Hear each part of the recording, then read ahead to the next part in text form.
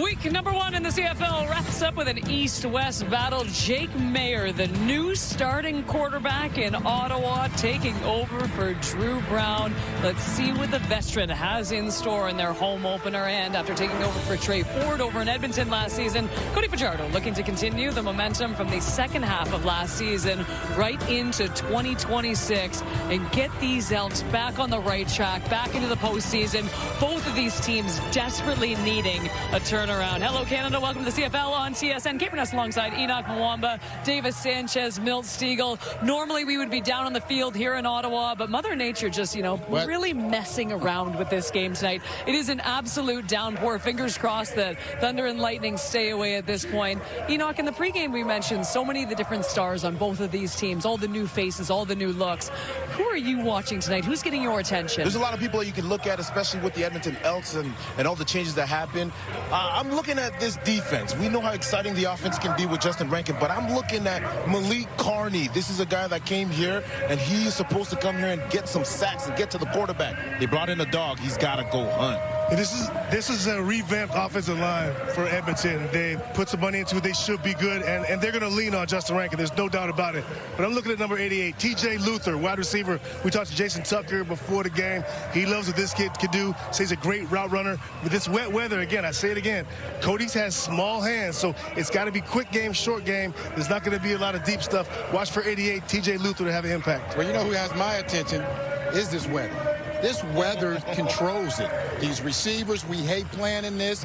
As a running back, you better hold on to the ball. They're trying to strip it. When the quarterback throws the ball, it's slipping out of receivers' hands. So these guys have to go out there and understand that. We all have to play in it. They have to play in it, but it's going to control this game more than any other player on the field. Go ahead, KB. I'm looking straight at Justin Rankin tonight, too. I mean, you want someone, it's a bad weather back. We talk about him, and if you put every guy in the field tonight, I think he is my absolute number one option. But as you said, Milt, I mean, it is the weather tonight.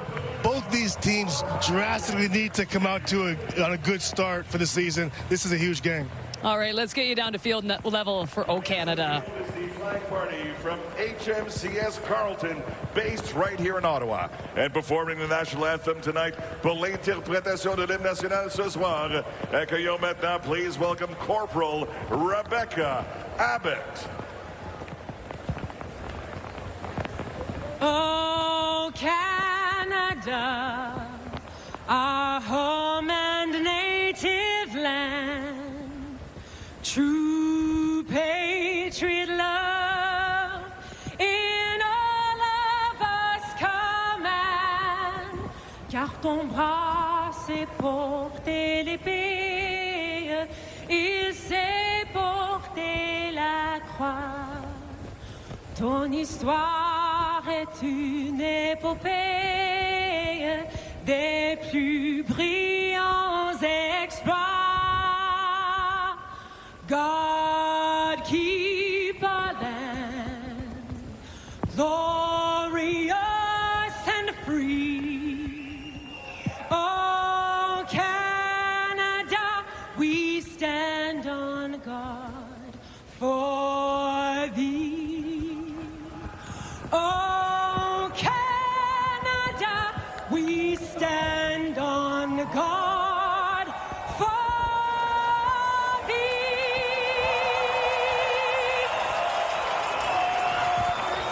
Well, you have to hand it to the fans that have showed up here today. It's pouring rain, but that doesn't matter to them. Kickoff with Marshall and Lapo coming up next. Rodney Brand of Grand Prairie, Alberta. This is your chance to win big. Thanks to Save on Foods' $1 million touchdown to win. If a kickoff is returned for a touchdown, you could win groceries for a year. If 2 kickoffs are returned for touchdowns in this game, you could also win $1 million. Good luck, Rodney. Let's get over to the guys calling it. It's Marshall Ferguson and Paul Lappolice.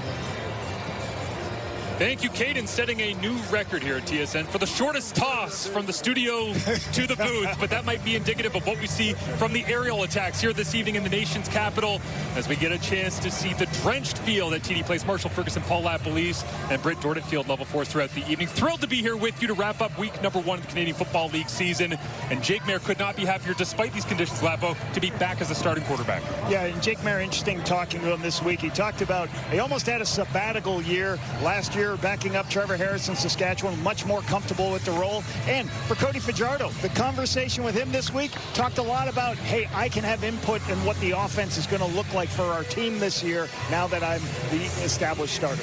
It is Mark Killen, the head coach of the Edmonton Elks, hoping to put an end to the playoff drought. It was pre-COVID 2019, the last time that Edmonton was in the playoffs, and Ryan Dinwiddie makes the shift over to the Ottawa REDBLACKS from the Toronto Argonauts. Won 2 Grey Cups, of course, with Toronto 2022, 2024, the 2023 CFL Coach of the Year. And in the time that Dinwiddie won 2 Grey Cups, the Ottawa REDBLACKS played in 1 playoff game. That is why he is here. As the ball is on the tee, see Khalil Pimpleton back alongside Daniel Adebaboye, ready to get things going. A short warm-up for these players, but the end of week number 1 is upon us as Pimpleton will get the touch from his own 12-yard line, crosses the 20, and will step out of bounds just shy of the 30-yard line. And Ottawa won the toss and decided they want the football immediately for Jake Maier, Lapo. Yeah, and Jake Maier, 5-9-1 and 15 starts last time he was a starter, and you can see, like, his completion percentage is, the last time he was a starter was 73%, 3,800 yards, 22 touchdowns, 14 interceptions. This is a quarterback that's got thrown a lot of footballs, a lot of experience. Ryan Dinwiddie was very impressed with him throughout training camp, made the decision. This is the guy who's going to lead our team. Elijah Collins lines up in the backfield alongside him, and he'll get the touch here on first down as Greg Bell not in the lineup, dealing with neck stiffness, and Collins, the extended handoff here, goes to the outside as we get a look at the Ottawa REDBLACKS starting offense that, again, does not include one Greg Bell, big free agent addition. Ryan Dinwiddie said, I need to be a more physical line. Well, what do? Enter Giovanni Vaccaro, REDBLACKS first pick, the first pick in the CFL, an outstanding offensive lineman. Keelan White, 482 yards last year. Marshall, he's moved inside to the slot. Expect much bigger things from this second-year player from Montana. Robbie Smith digging in at defensive end for the Edmonton Elks. We'll get to that starting lineup in just a moment as flags fly on the second snap of the ball game. Jake Maier awaits the call from our referee, Andre Proulx, at the helm here. Offside. Ottawa number 7. 5-yard penalty. It remains second down. Aiden Eberhardt has the call go against him, so just his second snap from scrimmage after coming over in free agency from the BC Lions, and yeah, he's going for a journey down there at the bottom. You can see basically a hard count by the quarterback. He's going on 2. You got to time up your waggle. You always want your receivers, hey, be a little bit farther back if it's a hard count, so you're not offsides. Arrogance, a 4-man rush in the wet here in the nation's capital. Hit as he throws, checks it down underneath, and Collins on second and long after the penalty pushed Ottawa backwards, will slide his way down around the 30, and the punting unit comes out, and it is a new punter as well for the REDBLACKS. Noah Getman in the lineup. Yeah, a little bit of pressure up front, and you only have to rush 4 players when Dino Boyd gets pushed back a little bit. But when you're in an extra situation, Edmonton just drops back and plays zones, forces the ball to be checked down to Collins and get off the field. Good stuff for the defense to start. New addition, Malik Carney, his impact fell quickly as Edmonton came after it. Beautiful high spiraling boot. Drops all the way down after 55 yards into the waiting arms of Javon Leake. And the former Argonauts specialist returner gets spun out of bounds as Cody Fajardo takes the helm right from the very beginning here for the Edmonton Elks in 2026. Hoping to put his stamp on this offense as we get underway in Ottawa. Cody Fajardo and the Edmonton Elks last season, an opportunity for him to step in and try to reset the slow start that they had. Not unfamiliar for this organization, unfortunately, the last couple of years, but did just about everything he possibly could, including using his legs a whole lot just like that, and we expect more of that here tonight in the wet. Yeah, 319 yards rushing last year. Interesting stat for Cody tonight, 49 career wins. This, if he wins tonight, will be his 50th. But going back to what we talked about, like when you're the backup quarterback, you don't have a lot of say in the offense, right? The offense coordinator is going to have his say, but then also the starting quarterback's going to have things he likes. This season, he was able to impart some knowledge on some of the things he'd like Jordan McSinnick to put in.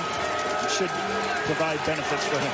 Justin Rankin gets the first touch of the ball game. They'll toss it to the outside and expect plenty of this evening as Rankin breaks one for a first down on first down, setting the tone for an Edmonton offensive line that is big and restocked in free agency, a gain of 50. Yeah, we got a little bit of bunch crunch. You got a bunch of people blocking down and then creating an opportunity to you separate the defense blocking down and a little toss play to the outside, get Rankin the ball in space. Nice, easy 10-yard gain. Empty it out here, 4-2 underneath and spinning backwards. And did the ball come out? At the bottom of the pile, looks like Ottawa has it for now. No signal from the officials, but you see the direction all of the arms are pointing for the Ottawa REDBLACKS.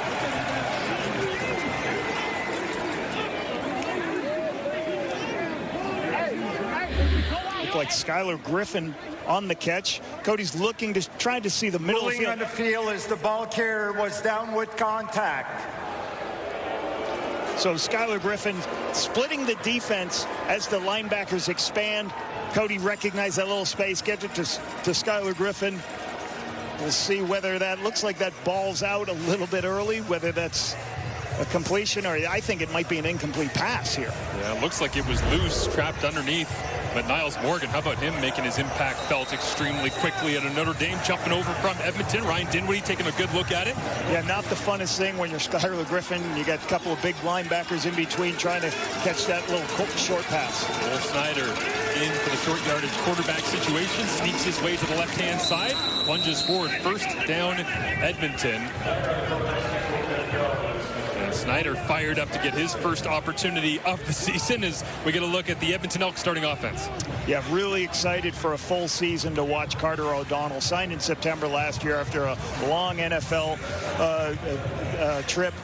He's going to be a great player for this offensive line, I believe. And the most explosive player in the CFL, Justin Rankin, led the CFL with 17 big plays last year. Get this guy the ball all game long. Love watching him play. 247 combined touches through the air and ground for Justin Rankin last year. No fumbles. That'll be challenged here tonight in the slippery conditions as this one is completed. Looks like Cephas makes the grab on the outside. First year out of University of Texas San Antonio. And he was one of the names that Mark Killen mentioned. Most competitive positional group in training camp for the Elks, and this guy won a job. A little bit of a rub play there. You can see the wide receiver, Brendan O'Leary-Orange, widening out, lifting the lower player. And then Cephas just sits in the dead spot, and Cody Fajardo recognizes that these are the quick throws that Cody enjoys so much. Ball out of his hand quickly, help your offensive line, put yourself in second and short, give the ball back to Rankin. Skylar Griffin motions around in the backfield as they'll hand it off. Rankin, jump cut, runs through contact, still on his feet, crosses the 55, and it'll be a first down as they rush the football on 2nd and 3 against this Ottawa defense. Bryce Carter, 5 sacks last season, hoping to get back to 2013 when he had 12. Very good player outside on the edge. Hey, I highlighted all the linebackers because they're all brand new. A.J. Allen, Niles Morgan, you already talked about C.J. Rivas, and Alonzo Adai was a starter last year, got hurt week 1, missed the entire season. Good to see him back in at that free safety position. Mario Houston, underrated as well out there on the corner. But yeah, the linebackers, definitely the big talking point throughout training camp for these REDBLACKS is quick slant. Austin Mack, the intended receiver, incomplete. So this is what you call a protected run play. This is a pass built off the run. You're going to get pressure off of this side, and Cody's already seeing it. He sees it peripherally. He goes, okay, well, I have a player on a slant in that space, so I can now just disregard the run play, throw the ball on the outside, just missed Mack a little bit, just a little bit too far inside. Sends Keon Julian Grant in motion. 7 touchdowns for the Elks last year, and then back underneath, it is complete.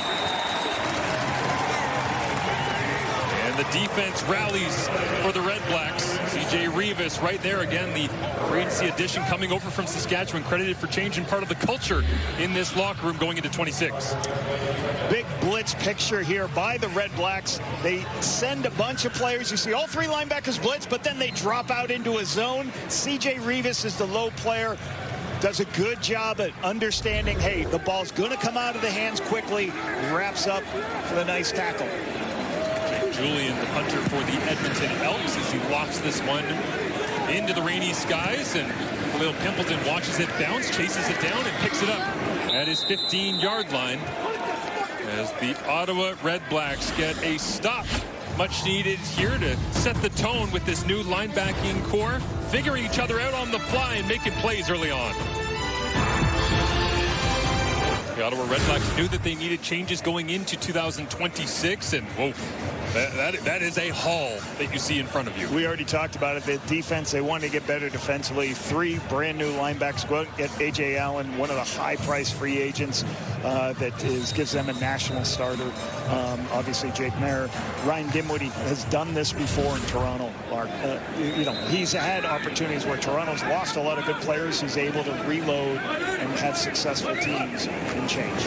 Out of a boy, the back play action to him, flip the Khalil Pimpleton defense flies up, and immediately Cordell Jackson, part of this Edmonton starting defense, making the play. Well, pretty excited about Malik Carney, and I'm sure everyone in Elksland is. Leading sacker for the Saskatchewan Roughriders last year, expecting great things from him. And then Niles Morgan leaves, goes to the REDBLACKS. Nick Anderson steps into that middle linebacker spot, and J.J. Ross started week 8 last season, was outstanding down the stretch. 5 turnovers in the last 6 games. This is a great young player, J.J. Ross. Rack another setup for Cordell Jackson, who was 10th in the CFL with 94 defensive plays last year. Best for any defensive back as Mayer looks to throw. They dropped Lee Carney out that time in coverage, but right on the spot, Nick Anderson missing all but 7 games last year. Groin injury, flies out and immediately covering down on the flats. Another, zone coverage when you got people second and extra, force the quarterback to check it down. You get a great opportunity to run downhill, make a tackle here. You can see the speed we have. The speed of Nick Anderson is what impressed me 2 years ago, player out of Tulane, how he could play that will linebacker spot. Now he moves into that middle linebacker spot. Is even more impressive. It's a second straight beautiful punt here from Noah Getman, the newcomer at punter, and Javon Leake returns it, makes 2 men miss, and then runs himself right into a tackle. Is that Anthony Gosselin in the middle of the fray? It looks like it was in his 9th year out of Sherbrooke, one of the only holdovers from the 2018 Grey Cup team, as we see Edmonton and the way that they shook things up this offseason. You might notice there's a lot of connections to one team on the inside of the board. Obviously, we're talking about the Hamilton Tiger Cats with Brendan Bordner, Coulter Winbancy, Jordan Murray, even Brendan O'Leary-Orange, who had a really good year with Hamilton last year. So a lot of guys coming in. Taylor Powell coming in at quarterback. But the big one I'm looking forward to is Austin Mack at wide receiver. Talk more about that as the game goes on, but Mack, and on cue, his connection with Cody Fajardo back in 2023. Those two got after it together. Won a Grey Cup, of course, and Mack having a stellar season and looking forward to working with Fajardo again. You just watch him. He's just going to run a quick out route, which is quarterback's just going to take the ball immediately, see that there's softness on the defense. That's called a free access throw. I'm just going to get myself a 6-yard completion. Amari Houston does a good job making a break on the play, but those balls are just too difficult when you're a soft corner to be able to come up and make a play. Fajardo with 4 receivers available, looks to his right, comes back left, looking to take off and run on second down. Jardoz takes a big hit. Flag flies as rolling over the top, C.J. Rivas.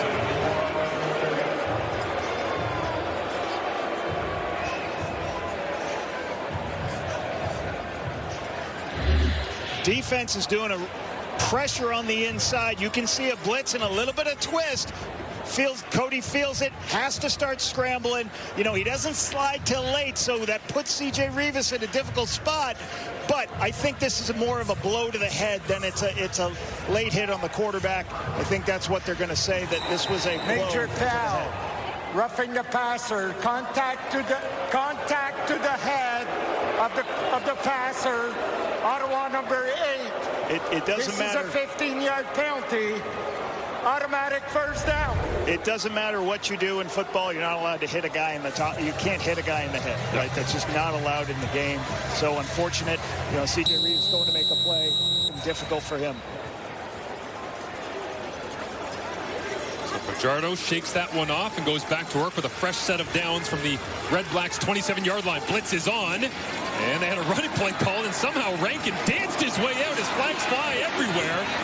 And Rankin inside the 15, jump cuts back again, down at the 10, and now they'll sort out the myriad of flags. We don't have enough flags flying to towel off the field the way that it is tonight, but well, there's a big pressure coming. You see Bennett Williams is going to come into your screen and blitz. The receiver misses him, but Justin Rankin makes him miss. Then bounces outside, then makes somebody else miss, and then gets this huge main, cuts the weak arm, actually breaks across the grain. This is a huge play when he should have been stopped cold right in the backfield. There you see a face mask is what's going to create the first down opportunity for the Elks. Second foul is a face mask on Ottawa. We're going to go up 5 yards, automatic first down. So there's a holding. There was a holding by the Elks and a face mask, so it's a gain of 5 and the first down to put them just outside the red zone for the Elks. But an amazing run by Rankin. That's just why he's so fun to watch, his ability to move laterally and then get north-south. Mark Gillum, head coach, watching on alongside receivers coach Jason Tucker, and I wonder if Jabari Arthur that we saw pre-game, former CFL of the Calgary Stampeders, is going to take credit. He's the running backs coach here with Edmonton. I think Rankin gets all the credit on that one. We'll see what he does here, catching it out of the backfield and shooting down low that time. Safe, smart, trying to do anything to get Rankin down is Mario Houston. Really smart here as Justin Rankin leaks out into the flat.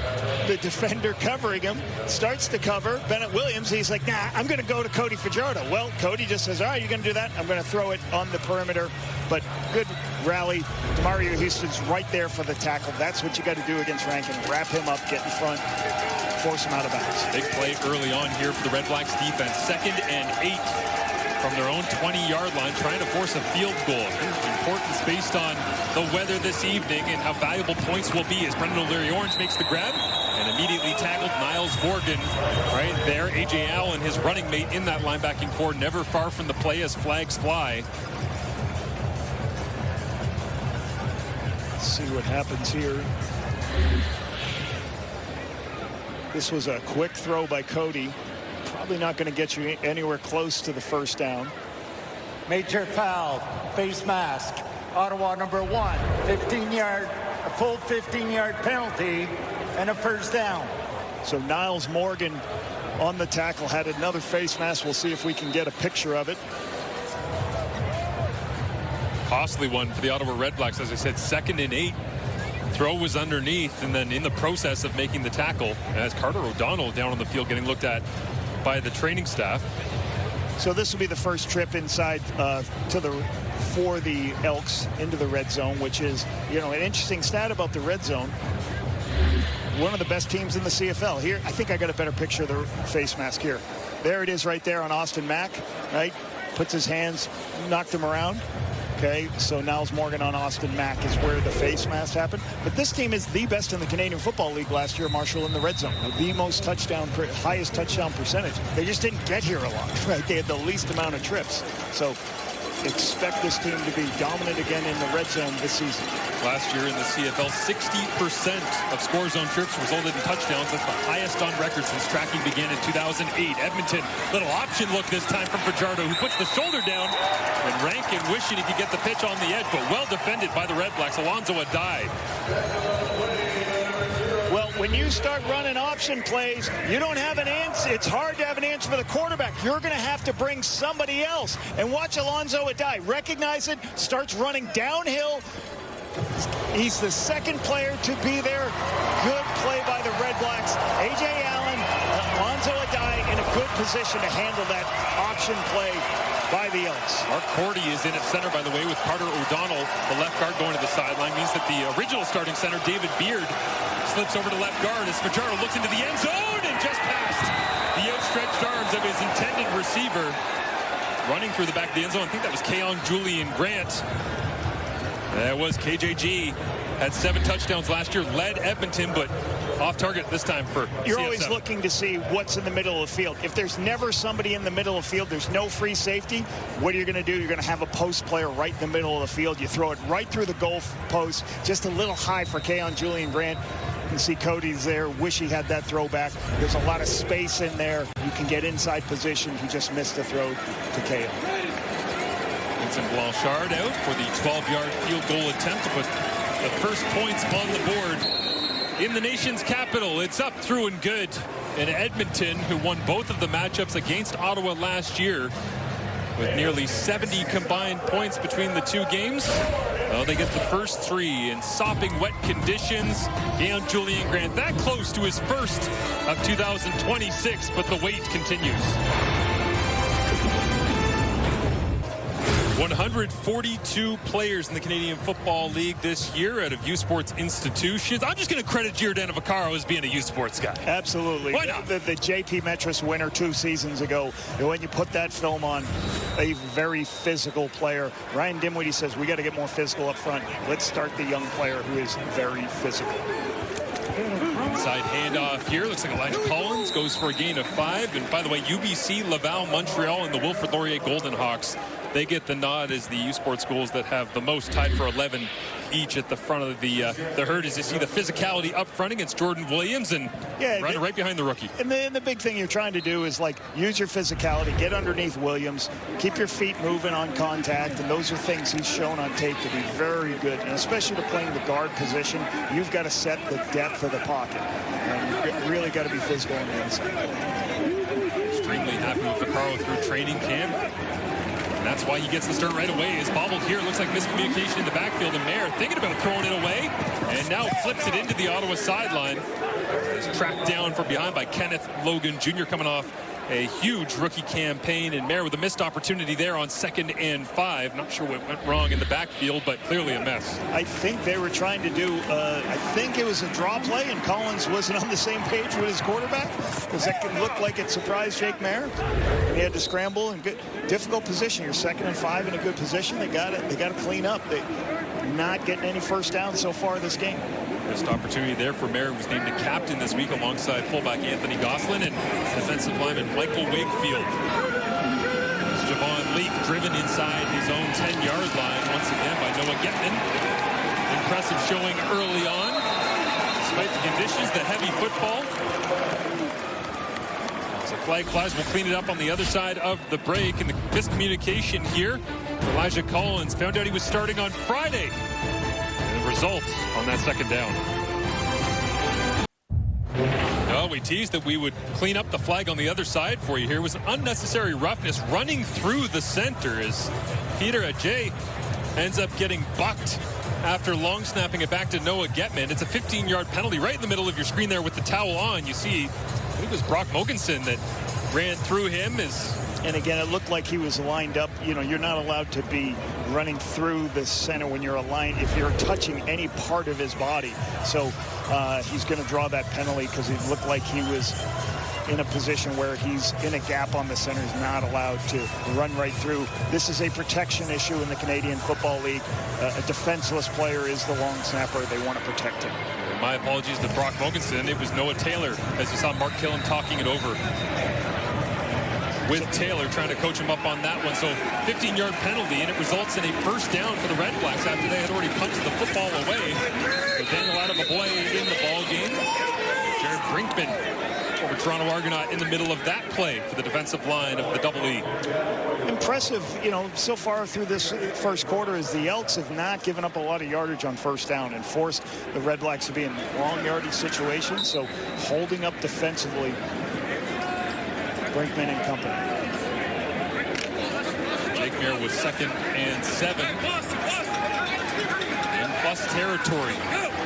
Drenched Mark Killam watches on as his defense digs in. They'll send pressure. Looks like they were in the 1-yard restricted zone. It passes incomplete, but it should go against the attacking Elks, despite celebrations on the back end by Kobe Williams. Really good play by Kobe Williams, but that's going to come back. Number 20, 5-yard penalty. We'll replay 2nd down. A little bit of pressure on the outside. Kenneth Logan Jr. Okay, you'll see Kenneth Logan Jr. trying to blitz off the edge, and he just doesn't time. He ends up in the neutral zone on the hard count, but good job by Jake Mayer on the hard count. Nullifies the nice play by Kobe Williams knocking the ball down. 5-yard penalty. 2nd and 7 becomes 2nd and 2.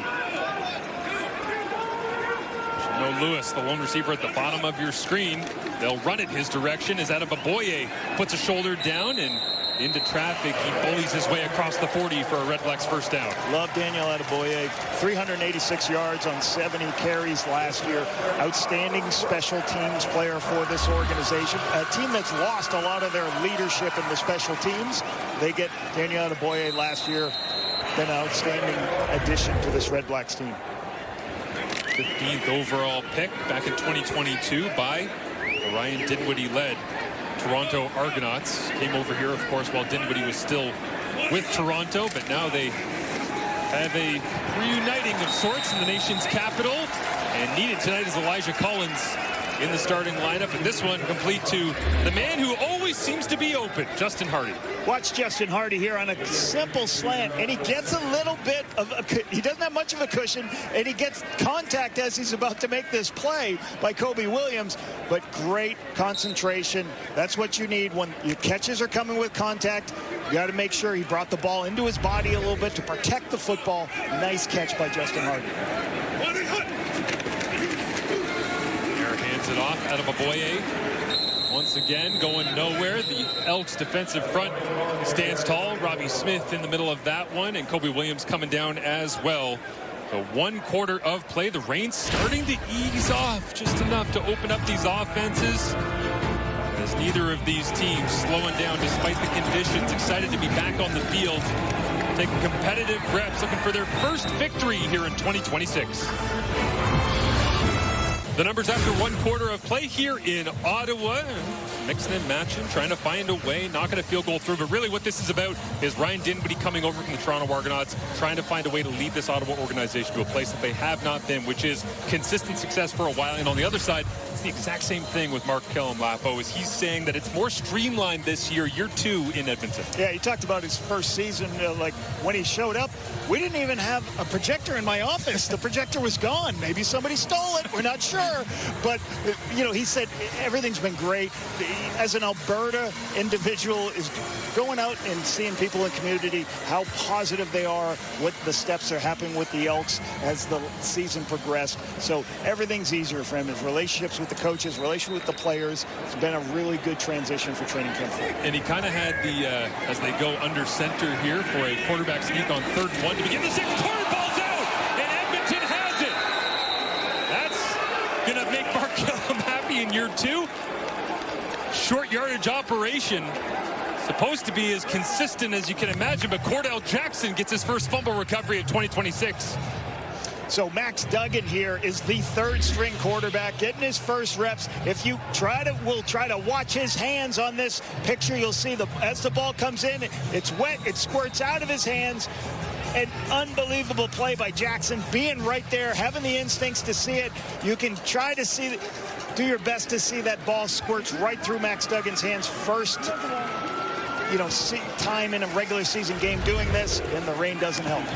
Richardo called run play on, throwing away from it, little slant route, as Mark Cordy loses his helmet in the background. And by the way, Mark Cordy not getting the start in this ball game. He played 100% of the snaps in each of the last 3 years. The CFL had some of the highest passing ratings of all time last season because of plays like this. Just throw a quick slant, get the ball out of your hands, put it in Austin Mack's hands with a cushion, let him run with the football. High percentage pass game for this Elks offense. Richardo directing Austin Mack to his right alongside Keon Julian Grant. 1st and 10, 3-0 lead for the Elks. Check down underneath, Justin Rankin, and incomplete.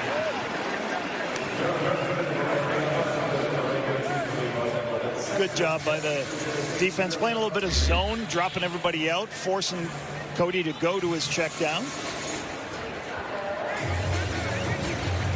Has trouble. Couldn't see the ball, couldn't get his eyes right, or couldn't see it. Yeah, that's a tough one. I think the lights right in front of us here in the broadcast booth might have interfered that time. Well, if you can't see it because it's in the lights, what do? Put your hands on the lights. That's where the ball is.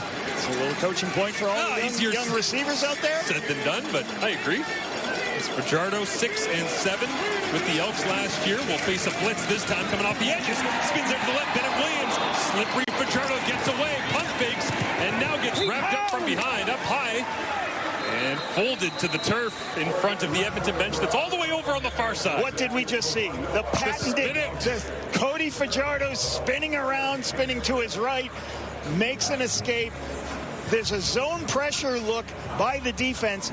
So what does that mean? Zone coverage, but pressure on the inside. Cody feels that and has to take off because he has a free player right here. Bennett Williams doesn't take the upfield shoulder, gives Cody the opportunity, but the coverage in the back end was there, forcing Cody on 2nd and 10. He's only going to get not enough yards for the first down. So good stop. Bennett Williams got to prevent that. He's got to be the contained player. Don't allow Cody outside there. You know Cody's going to do that spin move. You talked about it, Marshall, on the call. Well, I said to Cody, you know, I know that you are at your best when you're spinning out to the left. I feel like Cody might have remembered that mid-run because he also threw in the pump fake that he told us was his other patented move. He's like, I'm 15 yards down the field. Sometimes I just pump and defenders start jumping. As the injured Red Black way behind the play was Adrian Fry. Good to see him up on his feet despite moving pretty slowly. So we'll keep an eye on the Red Black secondary as Jake Julian gets set to send this one away. Lone returner back is Khalil Pimpleton. And it's a high lofting kick, but short. And will skip out of bounds directly as the flag flies. A legal kick out of bounds as Jake Mayer takes control after the 40-yard punt from Jake Julian. The Red Blacks with a chance to score their first points of 2026 when we return. 112th Grey Cup champion Jake Mayer took a bit of a professional development year. Got hot in the preseason. Named the starter for the Ottawa Red Blacks coming into 2026. With more, here's Britt Dorff. Yeah, Marshall, he actually used the word shocked. He came into this Ottawa Red Blacks team. He said, I didn't expect to be the starter. I was going to give it my best, but you just never know in this league. And he knows that feeling. In Calgary, he was a starter. Then it was taken away. He spent that year in Saskatchewan last year where he said he learned a lot from Trevor Harris. He learned what it takes to be a Grey Cup champion, how to command a room. And that's what Ryan Dinwiddie saw from him in that preseason. He said he was really happy with the way he commanded the huddle, the leadership role that he took, and he put full trust in him. Interesting to see what's happening out here tonight, guys. We don't know if it's elements or what's playing a role, but interested to see how much longer Jake Mayer has this ball in his hand. I thought it was great in the pregame, Brett, when you said to Jake, how happy are you to be back out here? He's like, couldn't be better. I'm like, Jake, it could. it for your first time starting for a franchise, it'd be great to have, 28 degrees, no wind, beautiful sunshine, but he is doing everything that he can given the conditions he's been handed tonight. Is 3-by-3 empty they go. Mayer gets it away, and it is Keelan White. He was gushing about White and his development and growth from what he saw in the short training camp just over the last couple of weeks. So Keelan White moved inside to the slot, a rotation to the coverage. Keelan White sits down in the dead space of the defense. Jake Mayer recognizes it, puts it right on. A bit of tempo here from the Ottawa Red Blacks as Mayer looks underneath, incomplete. Goes to the feet of Gino Lewis. As Jake Mayer and his career numbers, and I got to be honest with you, as I was going through not just the career stuff, but the years specifically, you go 2024, he's got this monster year with the Calgary Stampeders. 2023 sets career highs in this category and that category, and I'm wondering, he's 29 years old. Is his best ahead of him? Did Ottawa strike gold at the right time? Well, and certainly you hear him talk about how comfortable I am in the system. It's because it's the same system. He came from Calgary where Ryan Dinwiddie came. It's a Saskatchewan system. Mark Mueller's system, very similar to what the Calgary system. So he was very comfortable when he got here. Keelan White makes the grab. Looks like it's just short of the first down marker, and we'll see if they send out the short yardage unit. But yeah, he said this is the best iteration of this Calgary design that has swept through the Canadian Football League. Yep, you can see Keelan White at the bottom of your screen right here. He's on what you call the crossing route. You have two crosser routes, and in zone coverage, you sit. So he just sees Joel DeBlanco just on the outside. In man, he would have stayed on the move. In zone, he sits down. That's what you call a mesh route, and he just finds the dead space. Quarterback recognizes zone very early, puts the ball in Keelan White's hand.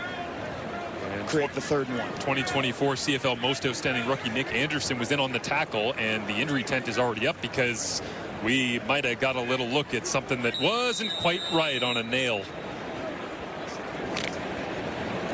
Happens here on the tackle. It's 3rd and short.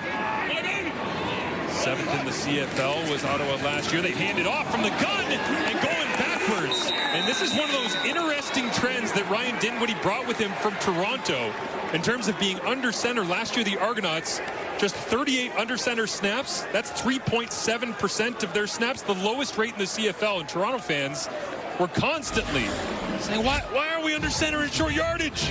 Why are we in the gun? Why are we handed it? Well, it's here in Ottawa. It's going the other direction. Edmonton football.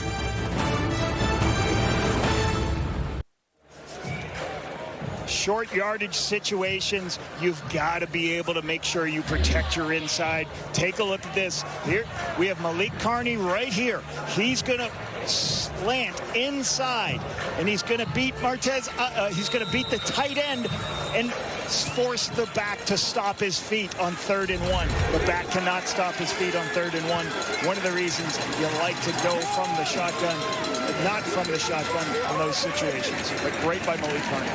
Right across the face of Samuel Carson, and so on 3rd and short, Edmonton re-earns possession, and the crossed arms of Ryan Dinwiddie watch on as the Elks will face 2nd and 9 in this Red Blacks defense. Man, what a turnover would do for them here in the 2nd quarter to try and breathe some life in field position. And Marshall, we talk about, you say, well, why do sometimes do you go on 3rd and 1 and instead of, well, you may not be really happy with how your quarterback has just fumbled the ball. So you're going to go, hey, we're going to go, we're going to hand it back. We got to handle our gaps, and that can turn into an explosive run sometimes with shotgun runs. 5-man rush. Fajardo loads it up on 2nd and 9, and up in the air, caught down to the 10-yard line. It's hauled in by TJ Luther in his first year at a Gardner-Webb. Beautiful throw on the perimeter. You got to go up and make the play. But what I want you to watch right here is watch the corner is low, Shakir Brown, and then the halfback's high. They've got a deep throw on the outside because Brown's so low, not backpedaling. Cody sees it right away.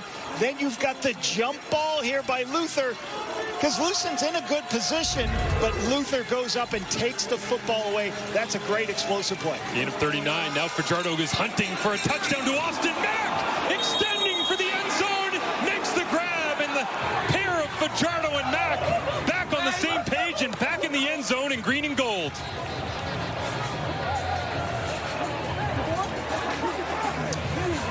I talked about in the pregame explosive plays, an explosive play, the very next play, a touchdown. Cody Fajardo to Austin Mack on Kate's favorite play, the sluggo on the outside. It's a slant and then go. You always have inside position as a defensive back. Houston's inside position down at the goal line. Beautiful catch by Austin Mack on the sluggo on the outside. One explosive play leads to a short field and a great touchdown by Austin Mack. In their last season together, Montreal 2023, Austin Mack, a top 5 receiving season, over 1,100 yards, 78 catches, which was 4th in the CFL, 5 games of 100-plus yards, and of course, it was en route to a Grey Cup and all CFL honors as well. And perhaps the most important note when you're watching this tremendous connection from 7 to 3. Caught the back of the ball. Apparently, Cody Fajardo wouldn't stop calling Austin Mack in the offseason. Well, all those calls to Austin Mack certainly paid off. I'd call a guy that can catch a back of a football like this a lot, too. Caught the back of the ball. He didn't even have the front of the ball. Just caught the back. Amazing catch by him. Austin Mack hungry for the end zone. And disappointed, obviously, to leave Montreal, moving his family around as well. One of the true good guys in the Canadian Football League. And he has landed here in Edmonton, immediately paying dividends for a group that needed a true X receiver. One of those players last year, you're right, moved his entire family to Montreal, embraced the cold, embraced everything. His entire family drove across the country here to now they're going to be in Edmonton. So an outstanding young individual for our league. Templeton with the return as we go down to Britt Dort with more on the Austin Mack Cody Fajardo connection. Yeah, you're mentioning those phone calls, Marshall. He said his phones never rang more, and who was it all from? Cody Fajardo. And he said, if you know one thing about Cody, it's that he actually doesn't really use his phone phone. He only uses it to call his wife and his family. He said all those calls paid off. Cody wanted him to come to Edmonton. They wanted to have that connection again. And Fajardo told us, I put my recruiting cap on for a little bit for the first time in my career. He said the reason I wanted Austin Mack, not only because we have a great connection and he's a fantastic player, but he said this receiving corps could really benefit from a leader like him on the field. Yeah, being able to connect everybody, get them on the same page. He said early in training camp he was focused on teaching everyone as much as he was about performing as well. As Elijah Collins dropped the football. And back-to-back turnovers, one on downs, and now a fumble. And it's all going sideways for the Red Blacks in their home opener. Good things happen when you run to the football, and when you're there, especially in conditions like that, go ahead and take a shot on your way by. You can see it right there. I believe that was at DeBlanco on that first push, knocks the ball out. Excellent play. You got to go take a play for the football. You can't have the ball below your elbow. Not great position by Collins. Big stop by the big turnover by the Red Blacks again. Fajardo looking for a quick throw, incomplete for Kalen Julian Grant, and the Edmonton offense was standing on the sideline kind of admiring their work and the beautiful catch by Austin Mack, but now feeling the push of momentum takes them back onto the turf here and trying to add more points onto the board before we reach half. Well, we've had 3 turnovers in this quarter, right? We had the quarterback sneak fumble, we've had the turnover on downs, and now we've just had this turnover, and the ball's now in the short end of the field for the Elks. CJ Revis, you saw there for a second, talking it through on this defense. Niles Morgan, man in the middle. A.J. Allen, free agent addition from Saskatchewan. The Red Blacks send pressure. Fajardo feels it, fades away, gets it away. Rankin with blockers out in front. They set up a screen. He's got an opportunity, and a good tackle by Niles Morgan. If he doesn't wrap up Rankin, that's another 6 for the Elks. So we got a screen pass here. Good call into the blitz. What do you want to do when they're blitzing? Call a screen pass. But what I want you to watch is Carter O'Donnell right here. Watch this guy. You want to play defense in the Canadian Football League? Yeah, when you're a defensive back, you're one of those little guys going to make the tackle. Watch what happens right here. Boom, boom, you get knocked over. Brian, that is not an easy thing. I think that was Brian Cole that got knocked over by big Carter O'Donnell. Fajardo just in behind, trying to settle his receiver, Kalen Julian Grant, into a soft spot in the Red Blacks defense, but it hits the turf. Yeah, you see big O'Donnell there making the move downfield. Gain of 23 on that explosive screen pass, by the way, for Justin Rankin, and he continues to add to his receiving prowess. Said he wanted to go 1,000 and 1,000 if he could this year. Off to a solid start here this evening. Closest would have been Andrew Harris, I believe, in 2018. Missed it by about 70 yards receiving. I think it was 920. It was great, too. We brought up to Austin Mack. Well, you know, Justin Rankin's getting all these touches and all this attention, and Austin stopped us and said, hey, first of all, Justin Rankin is unbelievable. He should. Yeah. Should get every touch he possibly can in this offense. As Fajardo looks over the middle, crossing route is open, big stick. As Brendan O'Leary-Orange, the big body free agent acquisition from the Tiger Cats, hangs on to that one, but short of the Sticks field goal unit with Vincent Blanchard comes off the sideline. Sometimes protection can help you, protect your secondary. There's an open receiver. Austin Mack is open on this play. It just happens a little bit too deep, and then they have to go down to their check down to Brendan O'Leary-Orange. They had the throw to Austin Mack. It just happened so late, and the push by the offensive line forced the ball underneath to Brendan O'Leary-Orange.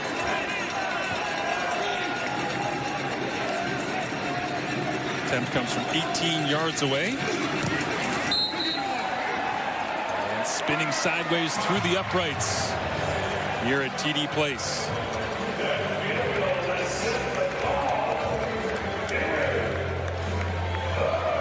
Don't miss the new season of the groundbreaking HBO original, hailed as a TV landmark with standout performances. Euphoria, streamed now only on Crave. And I found out on Thursday night that Rod Smith said, just be careful who you watch that with. Okay. Yeah. I will not watch it with my family. As once again, here in Ottawa, the real winner tonight is poncho sales. Jake Mayer looks left, comes back to the right, gets away from Robbie Smith and slides his way down just shy of the first down marker. Fans want a flag. As DeBlanco doesn't see anything wrong with the contact that he made, starting weak side linebacker. Something you don't see often from Jake Maier. He's looking to his left, doesn't like the quick game throws. And again, if you don't get the ball out of your hands in quick game, you're going to put yourself in a difficult position with the pass rush. So he feels the pass rush.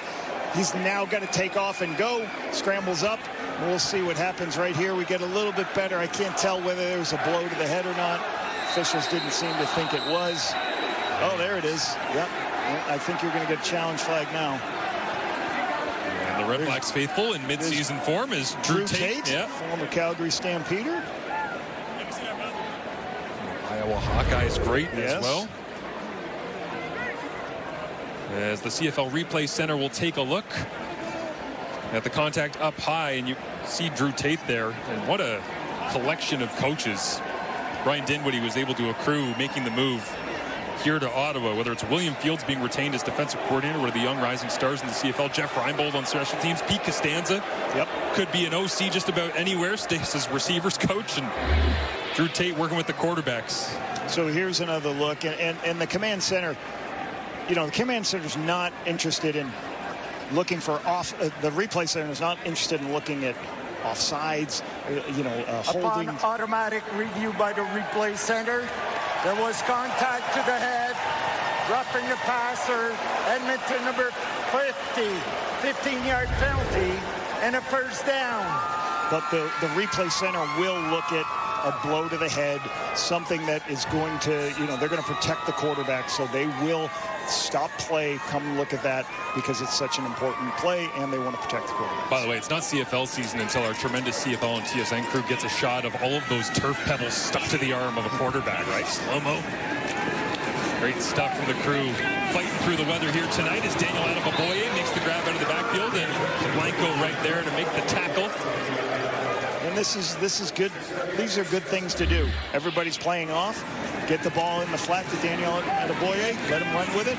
Put yourself in second and medium to second and short. And I expect Daniel Adeboboye to get a lot of touches now with how Collins has performed as a young player. I expect Daniel Adeboboye to finish this game. You know when you go from the NHL regular season to the Stanley Cup playoffs and all of a sudden the speed picks up? The hits are harder. Don't you get a sense this first half, all these bodies are kind of going, oh, okay, this is what real football feels like. It's not the preseason anymore. As what a shot by Jake Maier, standing in and rifling one for the first down, throwing it beyond the sticks in between coverage. Love this. This is what you call it. This is going to be a dig route, all right? But what's within the dig route is a mesh. So watch the two crossing routes. The crossing routes spread everybody out, and then it allows you to throw the dig. And Maier threw that one into a tight window. Flag comes out as Eugene Lewis hangs onto it, makes the grab. Cordell Jackson came to see if he could get a little piece of that one, but... So, single receiver on a quick slant. Cordell Jackson, watch his vision. He sees the ball being thrown quickly on this is actually, a fin route. Why is it a fin? It's a 5-yard in. Pass interference. Edmonton number 29. This will be a 10-yard penalty. Automatic first down. And J.J. Ross just got there too early for that 5-yard in. Make some contact. First catch for Eugene Lewis for the night. And getting close to Gino's hunting ground as well. Active touchdown catch leader, 3 from 50 in his career, and enters tonight 100 career touchdowns, back of some guy that's about 15 feet away from me, Milt Stiegel. As the handoff inside, and Adeboboye churning the yardage here. Fresh set of downs once again, deep inside Edmonton territory. What I want you to watch here is Joel DeBlanco is going to show up here, and then he's going to work for a little bit of width. He's going to try to contain for the quarterback. And also, the defensive end's trying to contain for the quarterback, Malik Carney. Two players do the wrong thing. They're both in the wrong gaps. They're in the wrong spaces. That allows that ball to be thrown right up. That ball's to be run right up in the middle of the field. Two people in the wrong spot, Marshall. The Ottawa REDBLACKS trying to get points on the board before half. They trail 13-0. We've hit the 3-minute warning here in the nation's capital. Wish I had a football. Panel coming up at halftime. Enoch wants to talk about this wild weather. Milt likes the connection between Cody Fajardo and Austin Mack like it's 2013. Ches likes the run defense from the Elks. And you know what? I am never leaving the booth. This is the best vantage point I have ever seen a CFL game. That's where it is. And where it all Lapo, happens. you know it's a great day when I can say the word sluggo. Yes. I was thinking of you, Kate. Thank you, Kate. You know what? Enoch's going to come over in the second half and just call the second half. Call with a couple us. defenses. They'll hop in. Chesy's been eating all the snacks in the booth here during the first half.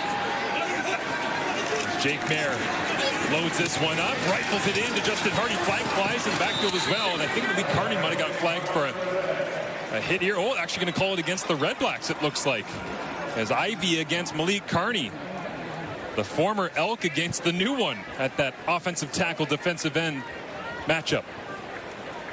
Holding Ottawa number 50. 10-yard penalty.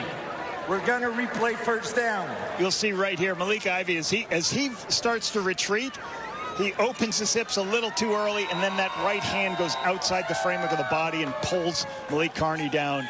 He's got to make sure he keeps his shoulders a little bit more square and just keep running him upfield. Keep him away from the quarterback, run him upfield, don't turn your shoulders. Marquez Ivy played 95% of the snaps for Edmonton last year. This one high in the air, and Gino Lewis just couldn't get his hands on it. Flag flies. Tyrell Ford in coverage. Defensive pass interference. Edmonton number 30.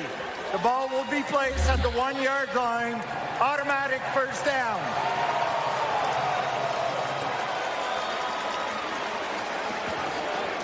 A little bit of contact right before. That's the problem with some of these short footballs. When the ball is going to be short, you're going back to get it.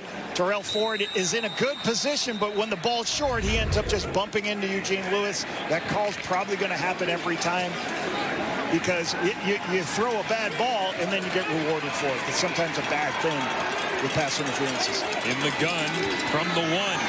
Adeboye leaning forward towards the end zone. They'll say he's down shy. Did not break the front. Second down. So this is an interesting situational football thing. So you've already fumbled a snap, right? You're 2nd and 1 here. What are you going to do? You're going to put your big people in, but are you going to do another quarterback sneak? That's what 95% of the time you should do, but they've had problems with it. They're going to have Jake do it, or are they going to hand the ball back 7 yards? It'll be interesting to see what J.C. Sherritt thinks happens. Defensive coordinator, the Elks right there. And they stay in gun. Mayer takes the snap, hands it off, Adeboye drives the legs. Touchdown for the Canadian, the first points for the REDBLACKS in 2026.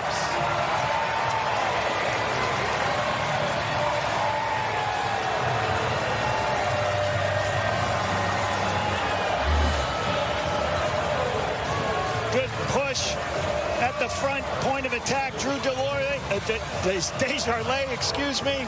Dino Boyd, a couple extra tight ends in the game. Go ahead, put the ball downfield, downhill, in what we call the pistol. Keep your shoulders square, keep your legs driving, run over anything that shows up at the 1-yard line and finish with your feet in the end zone. And cut a wood cookie for the first time here. New season, new start, but a reliable old running mate, Daniel Adeboye, filling that backup role admirably through a variety of different roster changes, and immediately goes to work on special teams for coordinator Jeff Reinbold. But here's a look at the score. And Elijah Collins was the starter to start this game, had some problems.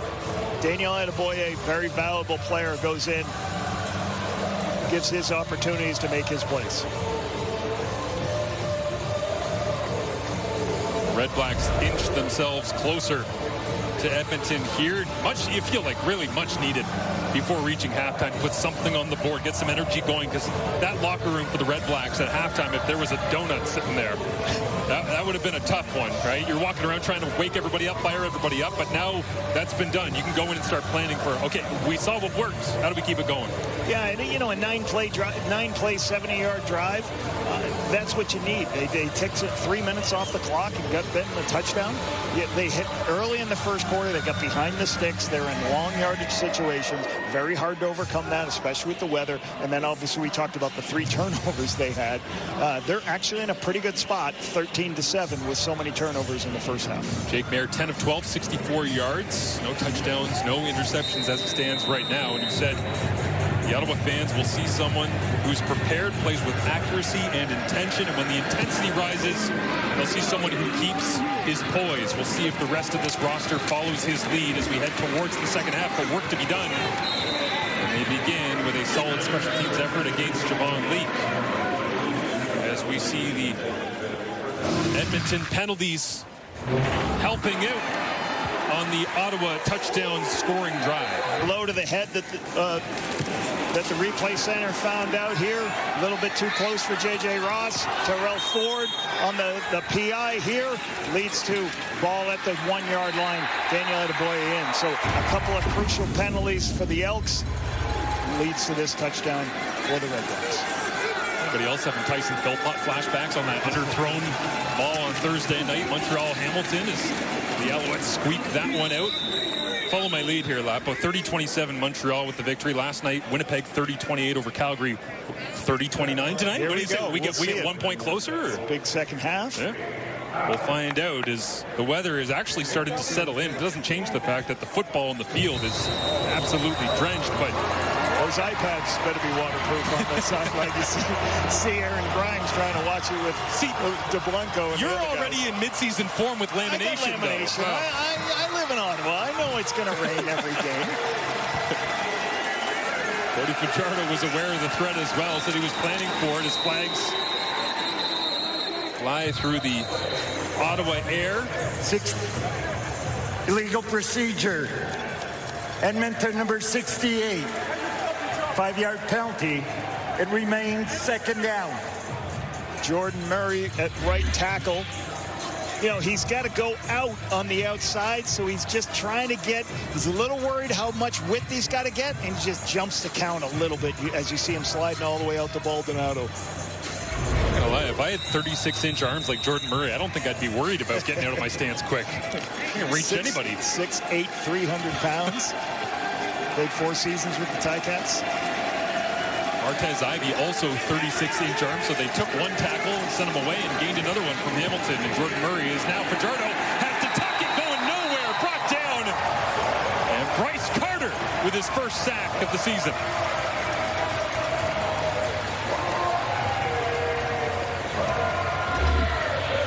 Bryce Carter, you're going to see there's going to be a little bit what you call a twist. While you're doing this, you're trying to get the offensive line on different directions, and you can see what happens. As O'Donnell moves to the left, he gets picked, and then Bryce Carter can come around. He has a free shot to the quarterback. So great execution on the twist by the D-line of the REDBLACKS. Cody Fajardo took a CFL high 40 sacks last year despite taking over as the starter in the 8th week of the season. It's a big reason why they raided the Tiger Cats and their pass protection. For 3 bodies in Woodmansey, Bordner, and the aforementioned Jordan Murray, but nothing doing that time as Cody hits the ground. And Ottawa gets the football back as halftime coming up. Capernetz, Enoch Mwamba, Davis Sanchez, to our right. Milt Stiegel. Right to the right. I really hate that I don't have a football to just play catch with Milt right now. I've always wanted to play. Sorry, Kate. Kate wants me to play catch with her. I just want to play catch with somebody. That's all. That's all. I could sidearm sling it, but Enoch would be right there to knock it down. Enoch's going to get the pick. He's going to knock it out, hit a fan probably in the stands. I really wish this was one of those mini football giveaway games, you know? Great to have the fans out here in Ottawa despite the conditions. Dan soaking it in as this one incomplete, looking for Justin Hardy. Joel Blanco, excellent job, recognition, and fighting his way back to knock it away. This is what you call a bender route. You're trying to wrap around the linebacker, but DeBlanco understands that the ball's going to be thrown on the inside on the skinny post inside. Almost makes a play for the interception, but good spot. difficult throw for the quarterback. He's got to lead it a little bit farther inside or check it the ball down. Great 2nd and 10. Their own end there. Hard count. And Laundry hits the turf once again. Will it go against the same yellow helmets as the flags are colored? Offside. Ottawa number 7. The answer is no. Aiden Everhart goes again on a hard count. Second time in this first half. It's just, that's a brutal penalty. You got the lineman sitting in there with a blitz and a pressure. You can't get penalty. That's the second time a receiver has been offsides for the Redblacks. They have to back up in their way. You got to know down and distance. There's also two guys that have never played together, right? With Mayer trying to get used to his cadence. I don't give him that excuse. He's had enough reps to be able to know when to go on to. Mayer firing downfield, almost back-shouldered this one. Intentional or not, looking for Gino Lewis and J.J. Ross. Excellent coverage that time. You highlighted him in the opening rosters, Lapo, because he made plenty of plays like that as Edmonton's defense improved down the stretch. Yeah, he had forced 5 turnovers, 7 pass knockdowns in his last 7 games. You see him where he doesn't get out of his back pedal. He's very slow to get out of his back pedal, and that's what you want out of your corner. You can't get too afraid, or else they're going to throw this deep comeback or curl or throw behind. He's in a good position. He doesn't get scared. He stays there and can make a play on the ball. Devin, excellent going the other direction. This one a bit of a low-line drive that will take a Redblacks bounce or 2. And Javon Leak wrapped up at the 45-yard line as a flag down on the turf as well at the end of that play. Inside a minute remaining here in the first half in the new era of the Ottawa Redblacks with Ryan Dinwiddie. Had this guy on his team once upon a time with the Toronto Argonauts. Making big return after big return. Yeah, and the hard part of that last series is, incomplete pass, punt. You still leave 58 seconds left, and you punted and gave the ball back to the Elks with pretty good field position. And now they're in they got 58 seconds to get where they need to at least maybe kick a field goal. There's no infraction for no yards. The player was pushed in. It will be first down for Edmonton. Andre Prue picks up the flag.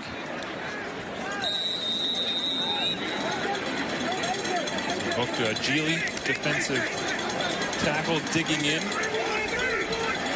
4th round pick last year. Has delivered early on in his CFL career. There's more flags.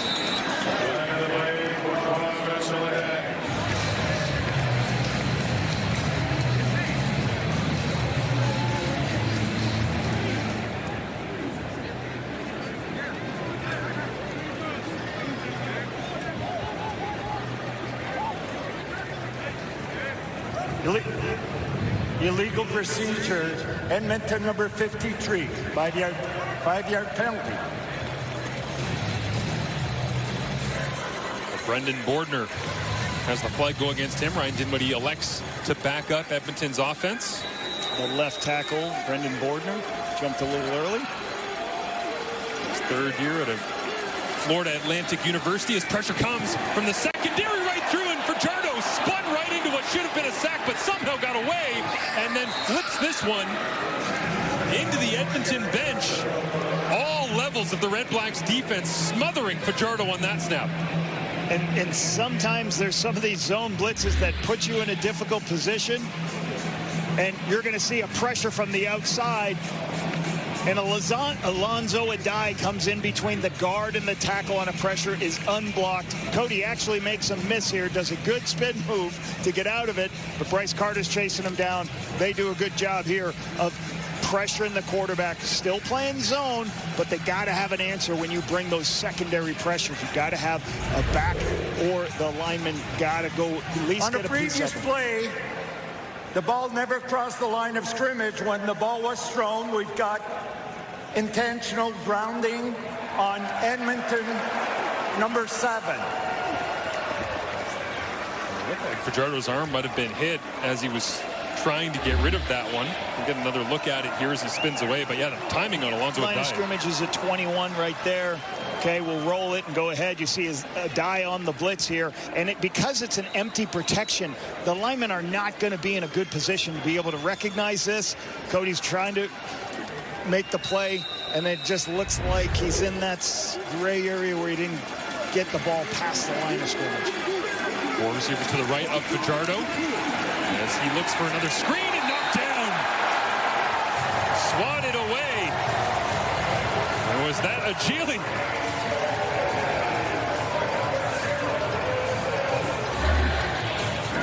Okay, you'll see a screen pass that's going to leak out with a couple offensive linemen going, but Agili's going to recognize it, and especially when you have what these are called twists, you free up defensive lineman. He recognizes it, throws his big paw up there, is able to knock it down before the screen can be thrown. Right, you got to try to move your arm angle to try to get that screen pass out to Rankin, but it's hard because the backs aren't the biggest guys, and Agili's a big guy with a big hand up in the air. Move to Agili, same build as Willie Jefferson that we saw with a couple of knockdowns last night, right? I mean, tall, lanky, little different, but big return by Khalil Pimpleton here. He thought he had something for a second there. Second in the Canadian Football League last year with over 2,300 yards in return yardage. Diminutive receiver, 5'8", but can really turn on a dime. Like, he's just got such a strong lower body, Marshall. Really good football player. Keep getting him touches. He is tough, too. Don't take the undersized frame by mistake. As it looks as though Daniel Adeboboye, and rightfully so with carries like that, is going to lead Ottawa's ground game into this second half. A run of 14 yards that time as Elijah Collins has stayed firmly planted on the sideline after his fumble. In situational football, if this play hits for big yardage, then you're going to go what they're doing right now. They're going to go tempo and try to, all right, we're close. We got a first down. Let's try to get in field goal range. They're taking a shot and feathers it over the top of Joel DeBlanco right in to the waiting arms of Khalil Pimpleton. And again, Ottawa will go quickly, but what a throw by Jake Mayer. Okay, we're going to get a leveled play where we go back into the inside. There's Mayer, incomplete. But yeah, the throw here, Lapo. See, this is people call this cutter or scissors. The inside player clears everything out. The outside player comes in his wake behind him, and you throw. Great throw there. As they go to tempo right after that play, because they're sitting here at 8 seconds left. So they're going to try to get a little bit closer to be able to kick a field goal. And as you say, it is situational end of the half, but Ottawa's offense ran 58 tempo plays last year, 4th in the CFL. Expect a lot more of them with Ryan Dinwiddie coming over. His Argonauts last year ran almost twice as many as, once again, Adeboboye, with 3 seconds remaining, gets them inside field goal range. When I saw that hole open up, how it opened up, the first thing in my mind is like, I hope these guys understand what I would call a Seiko situation is Adeboboye has got to get down. He may keep running, get extra yardage. You can't let the clock go to zeros here. So that's something you do with your players. You say, all right, here's the situation. We want more yardage for the field goal, but if you break this thing, you have to leave us time to run one more play. As we know in the Canadian Football League, if there's time on the clock, you get to run one more play. But if he would have kept running, got tackled with zeros, they would have had to go into the half. So really good situational football and really good play here to get the field goal attempt. Sean McEwen, good to see him back up onto his feet. Looks like he might have just gotten winded. And Brett Lowther stepping in as Lewis Ward no longer owning the kicking job here in the nation's capital as the clock strikes zeros. Lowther will introduce himself to the Red Blacks faithful, and our nation applauds. Closing down the game to a 3-point Edmonton advantage as they have the decision to make to begin the second half. I think Ottawa's got to be very happy how this first half has played out after the crucial mistakes they've had as an offense. They struggled with penalties early on. They struggled with turnovers, and they're still sitting here 13-10. So hats off to the Red Blacks defense, holding off the Elks after the turnovers and getting them to kick field goals. This is a very good Elks team that's getting better. You can see defensively they're better. How about this catch by Austin Mack? Back part of the ball on the sluggo.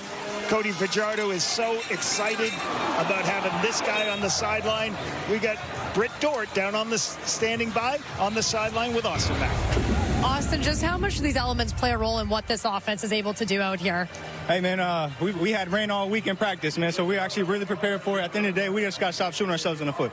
Does it feel like you picked up right where you left off when you're catching a touchdown pass from Cody Fajardo like that in the end zone? At the end of the day, I'm just trying to be available for my quarterback and for my teammates. Make plays, man, to come out of this game with the win. Thanks for this one. Appreciate you guys. All right, Kate, hope you guys are enjoying the nice dry booth up there. Thank you, Britt. It is so dry and warm up here. I'm never leaving the booth. I've told the guys this many times tonight. I'm sorry, Marshall Ferguson. I'm coming to take your job at some point. But right now I have to host this panel. Enoch Mohamed, Davis Sanchez, Mill Steele, and we've got ourselves a football game. And look, this has been the theme of week one so far, and we're expecting another fantastic ending to this one. Milt, let's talk a little bit more about Austin Mack. And Britt asked him, is it nice just picking up where you left off when he was with the Montreal Alouettes, and so was Cody Fajardo. And look, he said the right answer. I'm just trying to get a win, whatever. But you could see that instant connection, and you know he is loving this. Yeah, he's loving the fact that he's back with his quarterback who we played with in 2023. Grey Cup. They also have another guy there, TJ Luther, and we talked about him with Ed Hervey before the game, the GM, and he said this was a guy they brought up when they expanded the practice roster and he got hurt.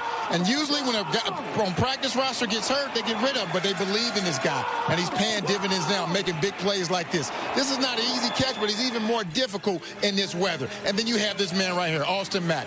Don't be surprised about this catch. We expected to see this out of him, and he's continuously doing this. This is a difficult catch. You see he's catching it at the tip of the ball.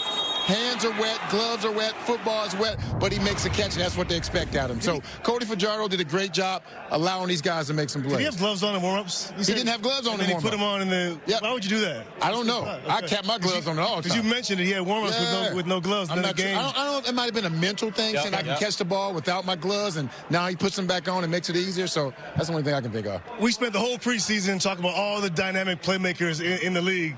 And then, similar to playoffs, you get weather like this, and it's all about between the tackles. It's all about that physical run game and less about the X and O's. In the first quarter, it was Edmonton, and one guy in particular is their middle linebacker. And when Nick Anderson went out of the game, Ottawa had 8 rushes for 50 yards, and that's a grown man. He simply won that battle between the tackle box. He was all over the place. He had 6 tackles in the first quarter. Like I said, they had 15 yards on 8 carries when Nick Anderson went out of the game, and that was the difference. You saw Justin Rankin making plays in the run game, making people miss, and then on the flip side, he was shutting everything down. Now, the difference, the second quarter, you saw Adeboye change that, and they started to get things going. But that was the first quarter. Ottawa got physical. Remember, Ottawa's run defense, the #1 yards per game run defense, or yards per rush run defense in the league. So they're back to what they usually do. Listen, the most consistent theme in the first half was the weather.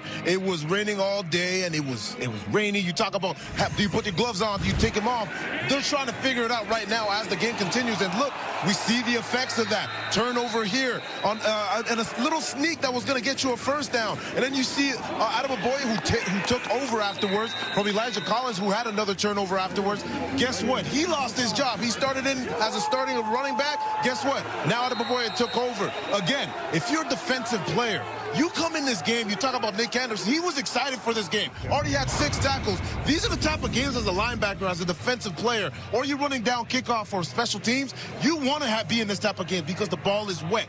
All you got to do is poke it out, and it comes out. You can create turnovers, and in this game, every possession matters. The weather is going to be a thing to watch. It's a huge factor. And by the way, too, no one wants to see Nick Anderson, injured once again. We have watched him to be injured for such a talented player. I mean, he needs to be on the field for the Elks. And by the way, let's give a little love to these fans. Yes. There are thousands of fans here tonight. Thousands. And it was a complete downpour. And Milt, we were looking at these guys and saying, this is dedication in the CFL. Hey, the Calgary Stampeders fans can learn something from this, huh? Oh, man. I mean, we got to go there in a few weeks. I mean, Well, maybe they'll sell it out when we're there, huh? Oh, Lord. In the rain.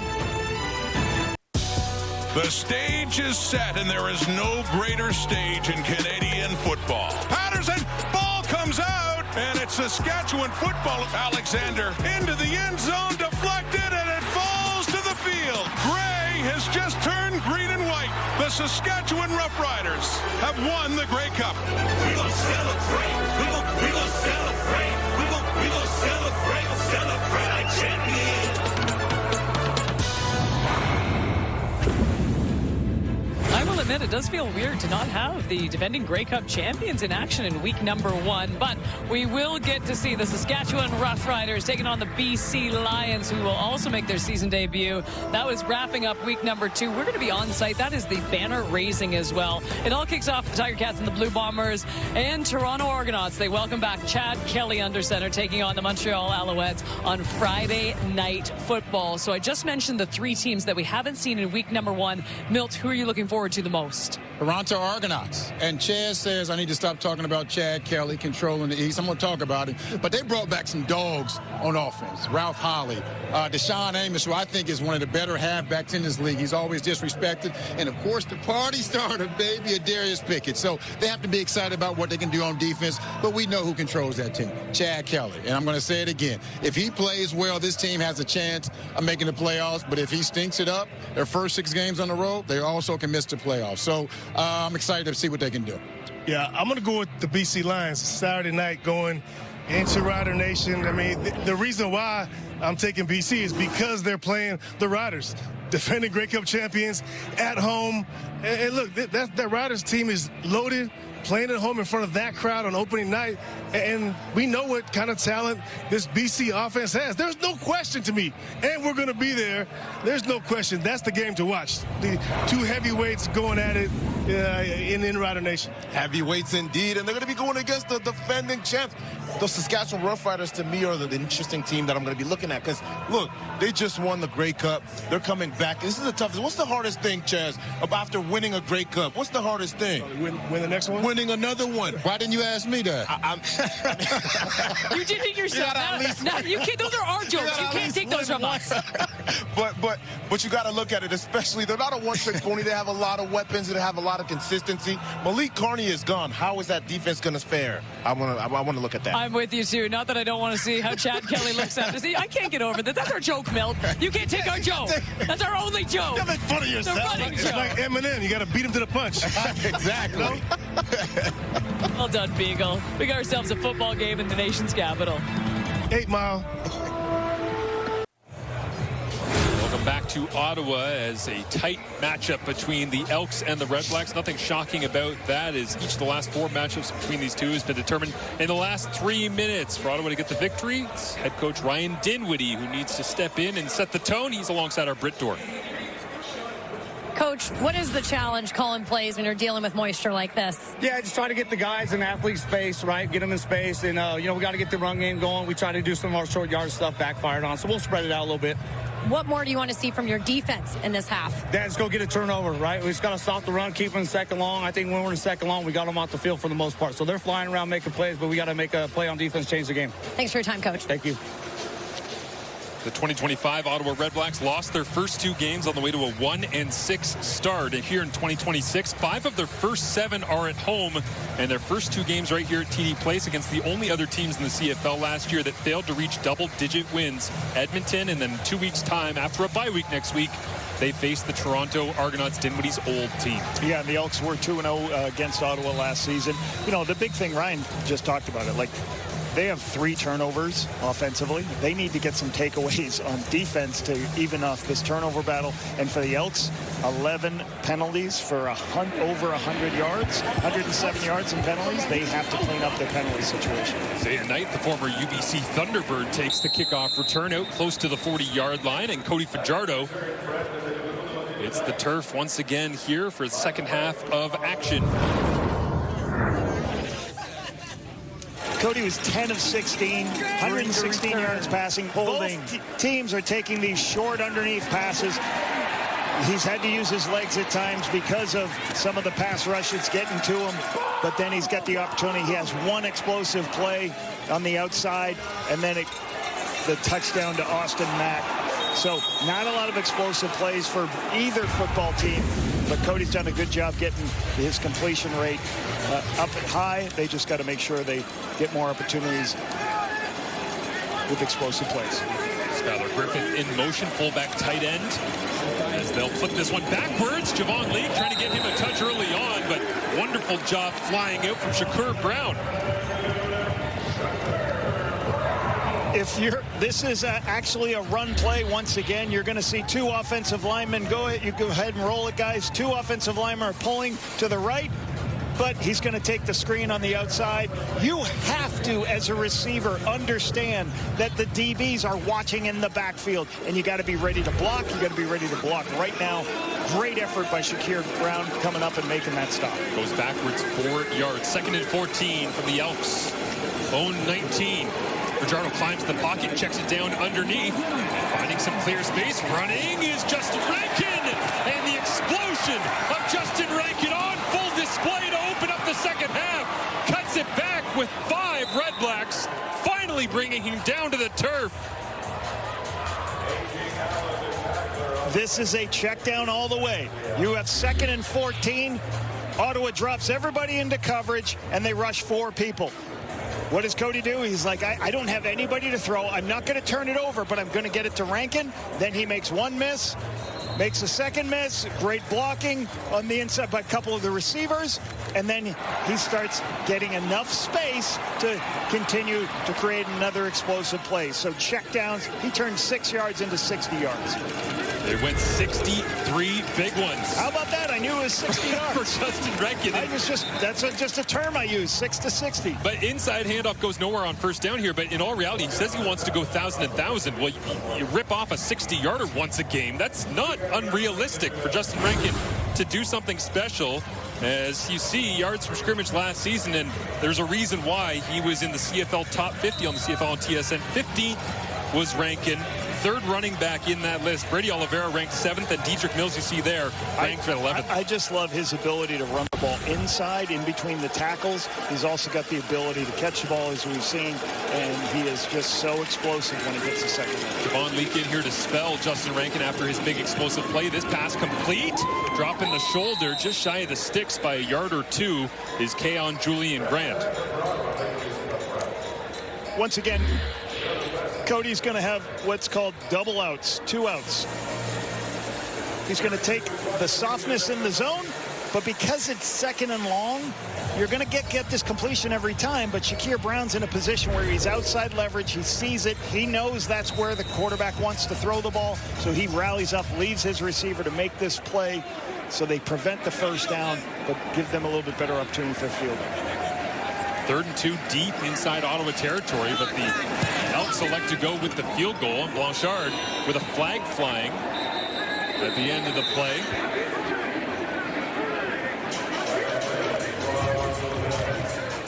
Field goal is good for now. Andre Cruz sorting through the side effects at the end of this one. Regardless, Mark Killam is a fan.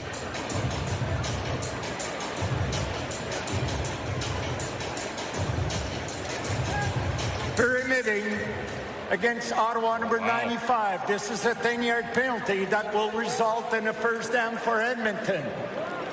It's hard to see whether we have an angle on it. What pyramiding is, you're not allowed to use any part of somebody else's body. Okay, let's see if I got on the left. I think it's right here on the left side of the screen. You're not allowed to use any other person's body or the defenders to try to jump up and extend yourself to make a play on the block. Oh, big call right there as Baldonado has it go against him. And so Edmonton's offense to the outside, it's Cephas.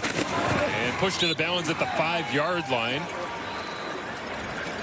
So it'll be second and goal from the 5, and Fajardo last year in situations like this, watching from the sideline, now second and goal from the 5, is just licking his chops to go and score another touchdown. Again, one of the reasons 73% completion last season because of these throws the ball immediately, gets the ball in his hand, helps your offensive line, but he put in athletes in space. CJ Revis, really good job running the ball, running down, following and chasing the football. Fajardo came into tonight looking for his 50th win as a starter, but also 3 short of 100 career touchdown passes. He's got one. Can he find another? Sets his feet, throws to the back of the end zone. On Julian Grant. Incomplete. Very nearly had career touchdown pass. 98. Bennett Williams with a really good play here. So as we motion down, this is going to be what's called a diagonal route. As you follow, we'll follow Julian Grant across the field, and he's going over the top of Bennett Williams and trying to find space. Bennett Williams sees that, throws that big paw up at the end to make the play, as the Elks can't capitalize and have to kick a field goal. Jordan knocks it through just as he did. No pyramiding call here. And so after all of that, same result just a few snaps later. And an Edmonton offense that has had the fewest offensive snaps in 3 of the last 4 seasons, holding their own here tonight in their season opener. Tried the back shoulder on KJG and just couldn't hang on from the coverage of Bennett Williams. Mayer 3-3 in his career against the Edmonton Elks, and looking to break that 500 record by getting the victory here tonight. What are your thoughts on his game so far, Lapo? Yeah, you know, high completion percentage, but it's only 90 yards because they've been in a lot of long yardage situations, and the Elks are playing zone. He has to check it down. So, you know, he tried to push. He got this one big one right before the half, but they got to start increasing, getting good down in distances and take some shots on first down and try to get behind the defense in some way, shape, or form. Eric gets it out of his hand quick. Gino Lewis makes the grab, but Cordell Jackson all over it. And these are good calls. Screen passes you'd like to get, but Cordell Jackson recognized it. The blocking's not on the perimeter. Now Jake, we trot Jake back out and say, all right, Jake, it's 2nd and 12 now. And now everybody's going to drop off and play zone, and it's going to be difficult to convert. And the same thing just happened to Cody Fajardo. What happened? The most explosive player in the CFL made 2 people miss and turned into a 60-yard play. So this is what's difficult for the Red Blacks this first half, this game so far. 5-man rush and a hit on Jake Mayer as he has to get rid of it early, trying to find the comeback route on the sideline. For Gino Lewis, incomplete due to the pressure. Good to see him back on the field. You heard Kate talking about that in the first half. Nick Anderson applying it. Yeah, you got a little Nick Anderson. It's a little bit of a twist. You're going to see this, and then Nick Anderson's going to come around here. And once again, you're trying to move offensive linemen out of spaces. Pretty good pickup by the backs, but it's happening fast. He has to get the ball in his hand. Anderson is coming in a bad mood, and he can knock people back into the quarterback's line. High wobbling boot. Drops down to the 29-yard line. Javon Leak makes the first man miss and then heads down the sideline, turns on the Jets, cuts back against the punter, and is finally tackled by Brian Cole II. Effective return for Javon Leak. Nothing new from 22. J.C. Sherritt, in his 2nd year as the DC in Edmonton, gets the stop with the pressure, and Javon Leak turns it into instant offense for Edmonton. Justin Rankin, we knew when we were standing here with the heavy rain coming down about an hour before kickoff. We're all looking at each other, the panel, and Lapo, myself, our stats guy Johnny Perlberg, everyone's going, it's a Rankin game, right? It's got to be a Rankin game, no doubt. Not a lot of yards rushing. He's got 20-yard rushing, but he's the leading receiver on the team. 3 catches, 88 yards, an average at 29 per catch. Obviously, the big explosive check down that he took for 60. You know, I talked about you needed better productivity or wideouts because you can't have your 3rd most yards come from your running back. What do I know? Good Lord. It just depends how you want to build your team. And this one breaking free through the secondary. Keon Julian Grant, the leader last year. To your point, Lapo, he only had 820 yards receiving, but he was the leader, and he tacks on 25 here. So this is a zone read where as they bend down, Cody pulls it on the outside. They have a little bit of flood route. They expand with the outside one, and they open up the Keon Julian Grant on the inside. This is what Cody Fajardo loves. This is what he talked about wanting more in his system this season. More what's called the Sally Rand or the naked play actions off the run game. Fajardo into a rhythm, commanding the line of scrimmage right now for the Elks. The starter from week 1, unlike last year, as he sends this one into the turf, trying to screen it out the back door for Skylar Griffith. Way to stay home by Bennett Williams. Heavy play action, trying to show it's a run play, then leak the fullback out. On a screen pass, Bennett Williams is right there to recognize it and forces Cody to throw it away. So good job by the second-year player from Oregon. Skylar Griffith, by the way, 38 special teams tackles in his career at UBC. You just know he's going back to the sideline, kicking himself. Oh, man, that was my play. That was the one that you don't get many of them at the fullback. Elks offensive line digs in, rebuilt through free agency in the offseason for moments like this. 2nd and 10. They pick up the blitz, Fajardo, and sends it low into the feet. That's TJ Luther, the intended receiver on the play. So the field goal unit comes out once again. A little bit of pressure off the front side edge. Pretty good protection. Trying to throw the post in the middle of the field. Cody trusts it. Just gets away from him.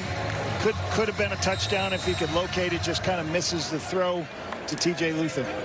You can see he's upset about it. He's got a good, that's what you have to make when you're in games like this. When we protect everything for you, you've got to make that throw when the guy's open. The field goal is good. We've talked so much about Justin Rankin rushing, receiving, explosive plays. Blitz pickup that time. Excellent as well. But Fajardo off the mark. So the double E, they settle for another upright splitter from Vincent Blanchard. 19-10 Elks halfway through the third. It's the biggest World Cup in history, and it all begins Thursday. Mexico and South Africa, live from Mexico City. 3 Eastern, 1 Mountain. Canada's tournament begins on Friday, hosting Bosnia and Herzegovina in Toronto. 3 Eastern, 1 Mountain. Catch both games live on TSN, CTV, and Crave. Playing against Mexico in Mexico City. I'm sure that'll be easy. It'll be straightforward as this. A big burst out of the backfield from Daniel Adebaboye, continuing his stellar night. Was supposed to be splitting reps with Elijah Collins, but continues to rip off chunk after chunk, this time 30 yards for Adebaboye. Outside zone plays. What you're trying to do is stretch the defense and find a crease for Daniel. You widen the defensive end. He jumps inside. Really good push by the O-line. The receiver's blocking downfield. Huge, big, explosive run for the Red Blacks. Daniel's excellent at running these outside zone plays because he has the patience and the ability to make one cut. Quickly to the line of scrimmage they go as Jared Brinkman stepping in, try to limit the damage, and goes kind of without saying, but, kind of under the radar at the same time. Jared Vaccaro in here at that right guard spot. We talked about him in the first half, and we're seeing Adebaboye going 15 to the left, 14 to the right, 30 to the left, 22 to the right. And you got your first overall draft pick playing in there at right guard. And there's some injuries to Zach Pelios, who was a first pick overall a couple of years ago, and that allowed Vaccaro to get enough reps for them to say, hey, we love both guys, but we're going to give Gio the opportunity. This time Adebaboye has to try and pass protect, and he might have whipped a little bit. The pressure came right through the middle. Looked like it might have been Malik Carney ripping around the edge as he and Martez Ivey continue their. The pressure happens because of what Nick Anderson does. Watch Nick Anderson. It looks like he's going to blitz, but what's he do? He drops out, and then he puts his hands up when just about Jake's about to throw the football, and that's why he pulled the ball down and all that pressure showed up, because he was about to hit the crossing route, but Nick Anderson left the line of scrimmage and got right in the throwing lane. Brett Lowther out to attempt. Edmonton, by the way, quarterback sacks produced in 2025. They were tied for 7th with 24. Just one ahead of Winnipeg, who was in last spot with 23. As whistles sound here before the kick goes through. Brett Lowther's asking, oh no. Number 33. And they'll back this one up. The field goal is not good despite going through the uprights. A little bit of wind in their face. 5-yard penalty. See if they continue to do it.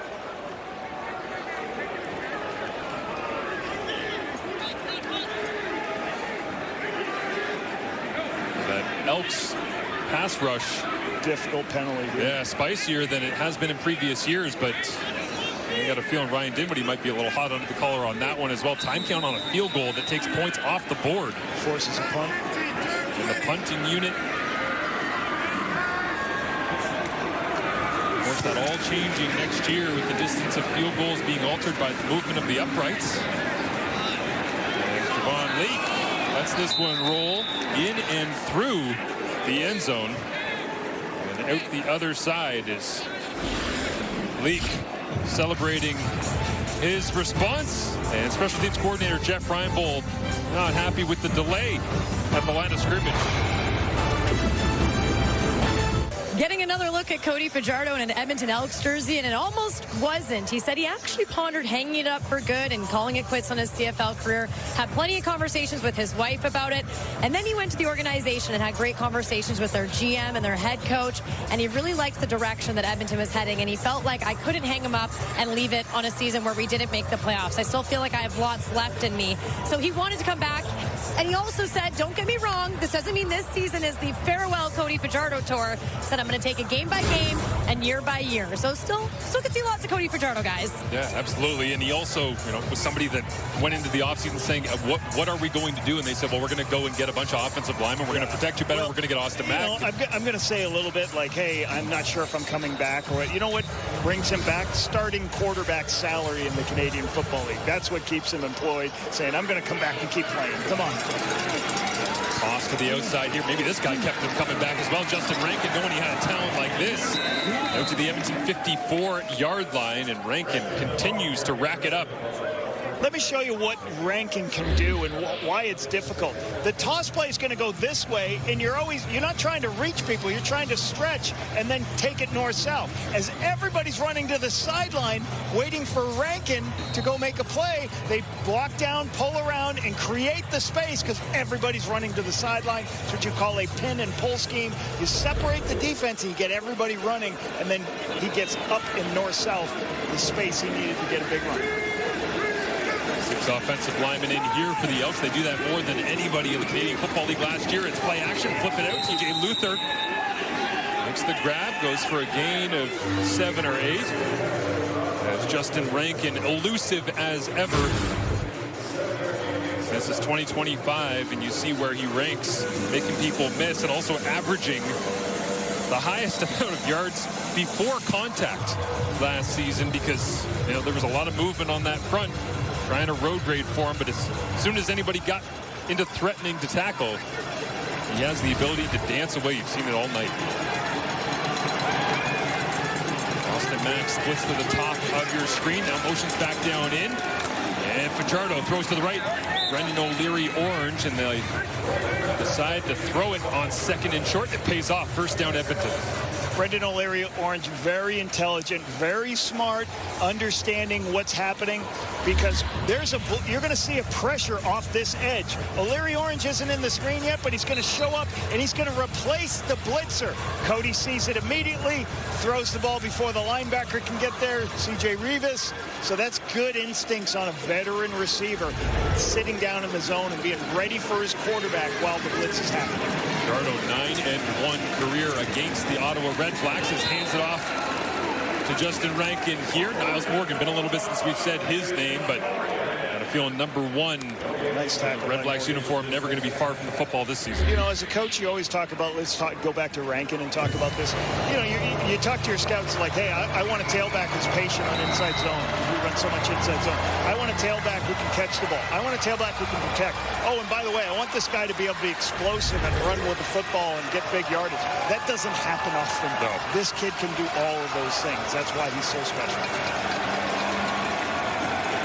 Fajardo over the middle of the field, up for grabs, Austin Mack.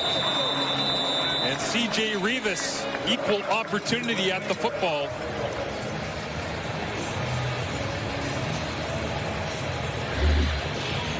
Take a look. Okay, watch Rankin right here. There's a little bit of pressure I just talked about. Can he recognize? Can he pick up illegal blitzes? block? Watch him come across the field. Edmonton number 57. Get a piece of Bennett. All he has to do is when will be 3rd down. When he comes across the formation, that tells the quarterback, I am protected. more important that he shows up right now. Wasn't the best block of it, but he knew where to go. Got a piece of it so Cody could get the ball out of his hands. Jay Rivas all over that on the back end. Forces the incompletion. Austin Mack talks it over with Fajardo. As the 2023 Grey Cup MVP, Fajardo takes a seat and looks it over.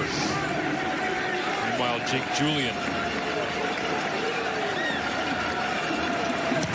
originally taken by the Ottawa REDBLACKS in the 2021 CFL Canadian Draft, but in Edmonton green and gold for all 4 years, and Khalil Pimpleton spins away from contact and steps out of bounds. Finally pushed out by Justin Pace, the young rookie drafted this year out of Queen's University. And there is Alfie, Daniel Alfredson, who I was told I looked like a young version of when I was in high school, and he was the man for the Ottawa Senators as assistant coach with the Sens now, and on the sidelines, noticed earlier here this evening at TD Place, taking in the REDBLACKS action in their home opener. Great to see him here, supporting the REDBLACKS. Yeah, say that, the Alfie versus Sundin era. Nice, yes. In Ontario hockey. I believe he's talking with Jerry Townend, who's the new Director of Medical Services here for the REDBLACKS, who is a long-time Senators legend. Athletic trainer. Great to see him on the sidelines here this evening. And this has been the struggle for this REDBLACKS team. Is, you know, once again they're facing a second and long. They're incomplete on first down, forcing second and long. Now going to push them into a big zone coverage probably, and then the offensive line is going to hold up on a long yardage passing situation. Ryan Dinwiddie taking over a club that has its 7th different week 1 starting quarterback through the last 8 seasons. Much of that out of his control, but Jake Mayer the choice, and Mayer has it knocked away by Kenneth Logan Jr., second year out of Kansas.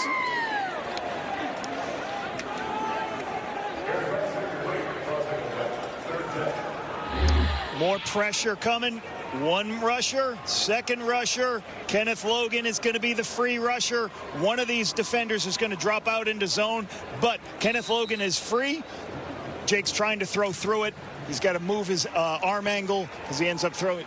Kenneth Logan's right there to knock the ball down. Well, Noah Getman hammered this one down to the 10-yard line, and somehow Javon Leake with a 16-yard return after a 61-yard punt.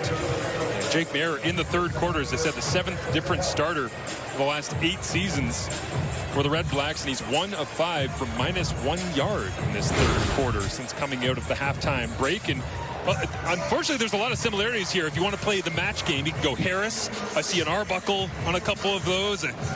Well, I was in for a couple of these, Matt Nichols, Jeremiah Masoli, in my time there. And both these organizations have not been, have kind of struggled with playoff appearances. It's because of how much change at the quarterback position they both have had. 7 quarterbacks in 8 years for the REDBLACKS, 6 and 7 for the Elks. Week 1 starters. Solidify things with Fajardo and Jake Mayer at this point, and Drew Brown watching on from the sidelines here this evening. Also thought it was interesting as I made my way into the stadium about 3 hours before kickoff today that it was actually Taylor Powell, who's the new backup for the Edmonton Elks, just sitting having a nice conversation with Drew Brown on the benches before, and you imagine that conversation for both of them is kind of like, yeah, this is what it is, man. But at the same time, that was Jake Mayer a year ago in Saskatchewan. Yeah, and Taylor Powell was somebody that the Elks went out and said, hey, we want somebody that we can possibly be the future with Cody Fajardo. They really liked what they saw from him in Hamilton. They were able to go out and recruit him to be part of the organization. Play clock low, but Fajardo got it off and away as TJ Luther hacked down as the corner flies up. Mario Houston takes away the legs of Luther. That is it for 3 quarters of play as the Elks opportunistic defense trying to take advantage of opportunities Ottawa's given them. But the REDBLACKS fighting in. We got a 9-point ball game headed to the 4th quarter. Round out week 1 in the Canadian Football League.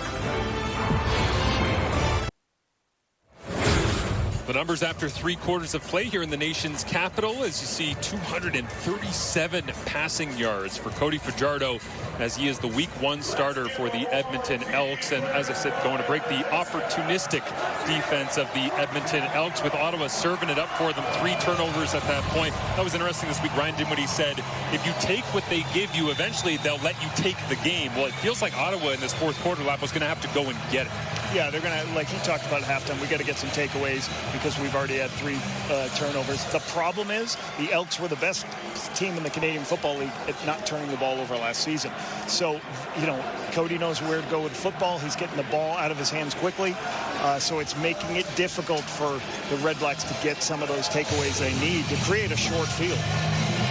Again, all the talk about the quarterback decision with Jake Maier being named the week 1 starter. And he did say this week in the 4th quarter, when the intensity rises, I hope the Red Blacks fans will see someone who keeps his poise. I don't doubt that Jake Maier is going to keep his poise, extremely self-aware. But will he be able to light a fire under this offense when they need it the most, down 9 to start the 4th quarter? He'll watch as Cody Fajardo in those 237 passing yards go to work on 1st and 10. Cody adds to it, and a flag flies in well in the defensive backfield, but looks like wrapped up high around the helmet and face mask area. Little hitch from the number 2 receiver coming underneath. Major foul. Unnecessary roughness. Ottawa number 6. 15-yard penalty from the end of the play. So DeMario Houston has to understand this rule. A receiver is in a defenseless position where he can't see the hit. You're not allowed to go below the knees. So that's what this was a rule change last season, where you have a player's defenseless. He can't see, and then you go through his legs and below his knees. That's going to be a penalty every time. Once again, a player's safety. And this is the hard part for Cody Fajardo. High completions, putting you in good situations. Then a penalty ensues. 1st down, almost in field goal range. Red Blacks D-line digs in. Handoff. Justin Rankin bounces it to the right-hand side. Excellent open field tackle. Bennett Williams, excellent. That's one of the most elusive guys we talked about. Missed tackles earlier on in this ball game with Rankin, and not going anywhere with Bennett Williams here. Yep, Rankin just following the big offensive lineman as they pull 2 linemen to the field on the counter play. Splits the defense, gets north-south.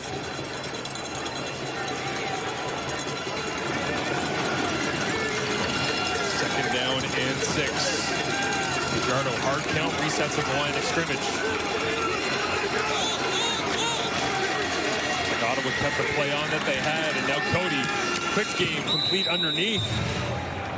Brendan O'Leary, orange, short of the sticks. 3rd down.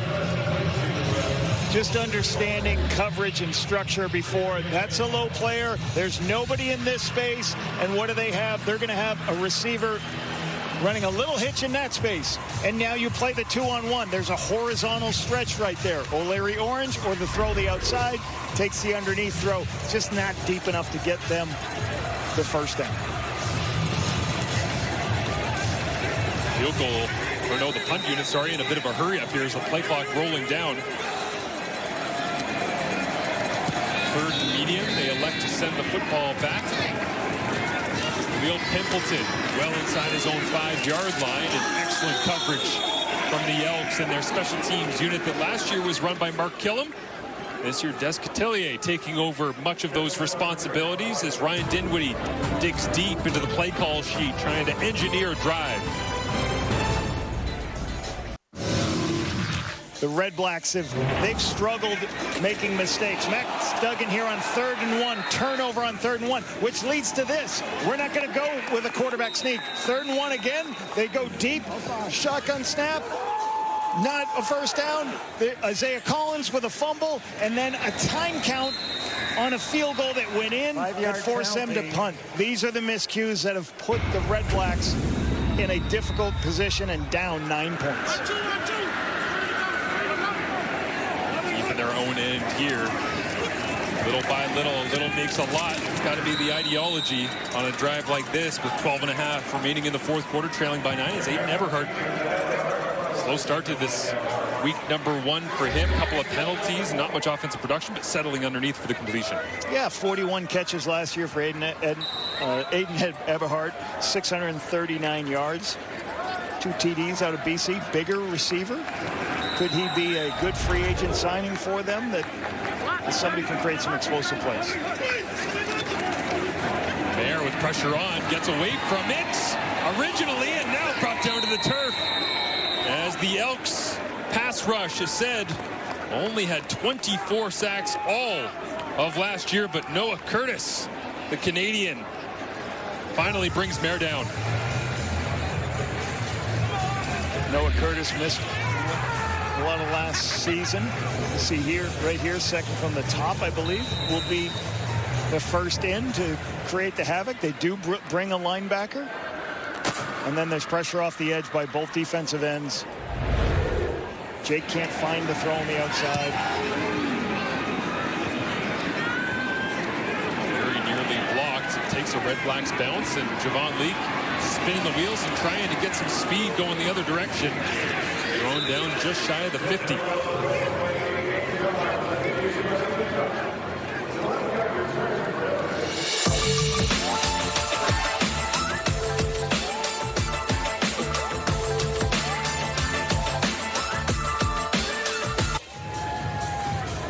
As the Edmonton offense gets the football back. Noah Curtis. The knee is back. Missed last season. The knee is back, yeah. You can tell it's in full mobility mode. Great to see players coming back, getting healthy. Which, by the way, Darian Newell, disappointing to see him get injured in training camp for the Elks on that defensive line at Queen's University. Will now miss what looks like the first 2 seasons of his time in the league. Is Justin Rankin making every single ounce of excitement possible squeezed out of this Edmonton offense. Touchdown, Justin Rankin. 61 yards to the end zone.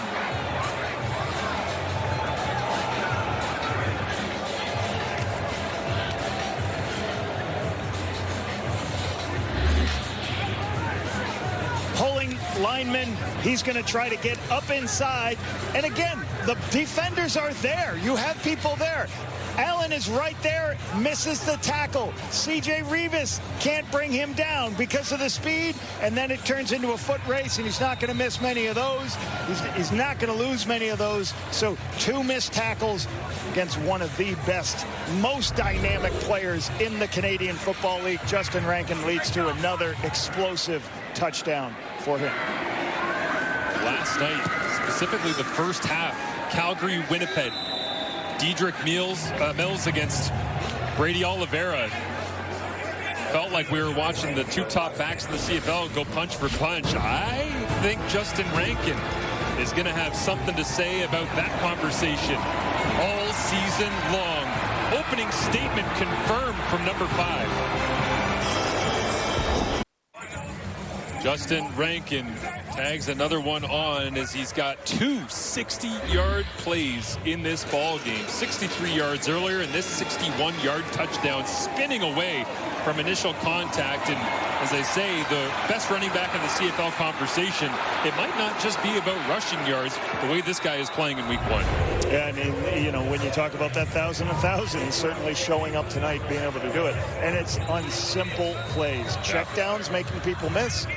Has a guy dead to the A.J. Allen has him dead to rights in a hole, can't make the tackle because he spins out of it. Dynamic player. Just keep feeding him the football, protect the football with Cody Fajardo. You'll win a lot of football games. How better they've gotten defensively than they were 1 year ago. Yeah, absolutely. As Khalil Pimpleton returns this one down the sideline, it has been a fantasy night for Justin Rankin, and if you have him, you've probably been smiling ear to ear in CFL fantasy. 12 touches, 196 yards, and a touchdown. So whoever, picked him up, good decision. Which is going to cost moving forward, though. I mean, you're basically getting a receiver and a running back. You know, and you can win a lot of football games. Cody Fajardo protected football, getting him getting him the ball and getting takeaways like this Elks defense has tonight. Jake Mayer completes this one to Geno Lewis, and for Jake Mayer, it's all about just trying to create first downs at this point, right? Try to give yourself an opportunity down the stretch, down by 16 points, but you can't get 16 in one play. Yeah, they're going to go no huddle now, and they're going to try to call their on the line of scrimmage stuff and put them in a position to be able to get some points on the board. Yeah, Daniel Adeboboye turning the legs as he's been doing all night into Edmonton territory. It's a first down. And there is an injured Elk taking a knee just for a moment in behind the play. Looked like Jordan Williams. Yeah, big defensive lineman Jordan Williams needing some attention from the medical staff, and so they will tend to him. Edmonton defense sorting out exactly what style they want to take on with J.C. Sherritt as they bring back a lot of players, decent amount of continuity. Joel DeBlanco getting a good opportunity last year with having the absence for a decent period of time with Nick Anderson. Pass rush upgraded. Malik Carney, seen him earlier on tonight. Cordell Jackson into his second year, same with Kenneth Logan. J.J. Ross on the corner. It's a good unit. Be a big part of the Elks bouncing back this season is Eberhardt on the receiving end. Cordell Jackson the closest, but Aiden Eberhardt coming to life here in this second half. Takes a seam pass. What's a seam pass? Right down the hash mark in between a zone area. Aiden Eberhardt's big target. You just throw it up to a spot, let him come down, make the play. There, quick game, incomplete. Don't see that very often from Justin Hardy. Haven't said his name in a little bit as well. Not used to that. We'll drop on the hitch pass. Just in and out of his hands. Didn't see it clean into his hands. Came into tonight thinking maybe Justin Hardy was going to have a massive night because he was watching fellow Eastern Carolina alum Tyler Snead go crazy for the Alouettes on Thursday. And he was going to say, oh yeah? Well, 1,000 yards last year. 8th in the Canadian Football League for Justin.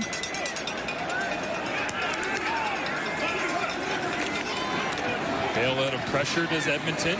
Forcing the throw underneath. Incomplete. Will Pimpleton with Noah Taylor there in coverage. And that's, I think, what this Elks defense under J.C. Sherritt is getting much better at. Too many explosive plays last season defensively, whether they're in man or zone. Much better in their zone coverage. I think it's also the pass rush for this Elks defense this season. Challenge coming here from the Red Blacks. Ottawa's challenging the previous play for defensive pass interference.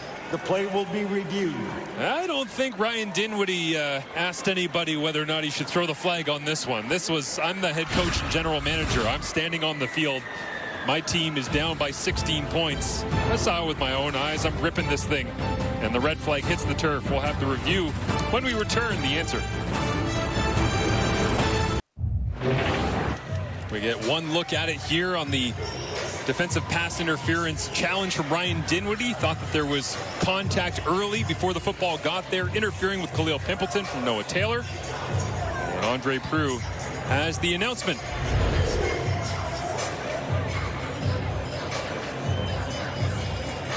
Upon review by the replay center, the ruling on the field stands. It will be third down. Ottawa's charge a timeout, and they're now out of challenge. Nice play by Noah Taylor here. You know, like third-year player. He can play a lot of spots in this defense. I've enjoyed watching Noah Taylor. North Carolina player. And play in space, but also can rush the passer and do really good things. It's a big body, right? Yeah. To be dropping into coverage and covering backs. Yeah. Multiple layers all over the place.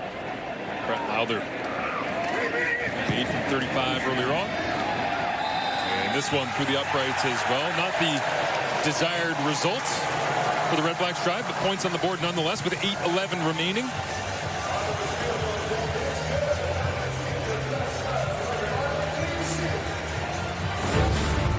Roland Garros continues tomorrow with the men's final, 9 a.m. Eastern, 7 a.m. Mountain, right here on TSN. You ever play on a clay court? I've never. I've always wanted to. Yeah? I grew up watching Nadal sliding around and ripping lefty backhands. I'm a hardcourt guy by heart. Hardcourt? But not by choice. Are you a pickleball guy? I've heard the ACL tear rate way too high for pickleball. A little scary. Inside handoff. The Elks go back to the ground game. Expect them to continue pounding it. You're going to get a lot of this now. Yep. Just keep pounding the ball inside. Go inside run, try to create some space. Well, we've mentioned some of the upgrades and some of the changes to the offensive line. Mark Cordy goes to the sideline there because he was in with a 6 offensive lineman set.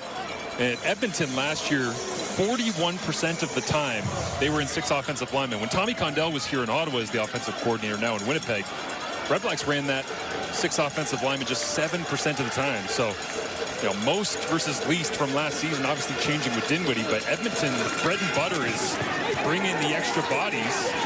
As this one completed, flag flies as well. But I bring this up, Lapo, because in training camp, it was a conversation of the Elks have way too many offensive linemen, right? They got to cut somebody. They got to cut 2 guys. They can't keep everybody. You're paying them too much money. Well, depends how you want to build your roster, right? Face mask. Ottawa, 15-yard penalty enforced from the end of the play. Automatic first down. Yeah, that offensive line, you know, obviously they brought a couple of guys in, like Jordan Murray, Brendan Gordon from Hamilton. Carter O'Donnell was a huge signing for them last year. And then, you know, David Beard, Mark Cordy started in this league in a number of spots. So you have him as your 6 with David Beard. Coulter Woodmansey makes a good group, and then that's what they want to do. They want to be physical up front. They want to hand it to Justin Rankin. They want to protect Cody. So money well spent, Marshall, right? Absolutely. Inside handoff here, short game. A moment of appreciation as well for Mark Cordy, as I mentioned earlier. In 2023, he played 100% of their snaps, 930. 2024, he played over 1,000 snaps. That was 100%. 2025, he played, you guessed it, 100% of their snaps, 952. He also played 879 snaps in 2022. Those are all big numbers. He entered today playing 3,798 consecutive snaps for Edmonton. Didn't get the start. The last time he missed a snap for Edmonton since signing there was for his own wedding. It was in week 2 back in 2022. And by the way, yes, he did play 100% of the snaps in week 1 of that year as well. The point I'm making is when you can have your 6th offensive lineman be a guy who's played over 3,700 consecutive snaps as a starter for your team, that shows you the talent and the depth that you have as he comes back into the game here. As Cody just takes this, you know, 2nd and medium, he gets an opportunity to just throw a hitch, find the open part of the zone, get the ball out of his hands. He's going to see this before the ball snapped. And you just take the ball, give to Keon Julian Brandt for the fall forward for the first down. Big bodies in once again. Edmonton shows run, gives run. It's Javon Leake. Good job by the Ottawa front this time. Mike Wakefield Jr. right in the middle. Somehow Bennett Williams has been in on just about everything tonight. Doesn't matter where it is on the field. As you bring those extra offensive linemen in, you're going to have to force the defensive backs to play inside the box. You can see the 2 extra offensive linemen in the game. Now you bring a receiver in. You just keep packing more bodies in. Well, that means the DBs are going to now have to show up and start playing closer to the box. You're doing that to create longer edges, and you're trying to make sure that nobody can beat you if they rush, if they blitz more people than you can protect in the ring. Coulter Woodmansey down on the turf, getting looked over by the training staff. As you see, I mentioned Des Cotillier staying there next to Mark Killam.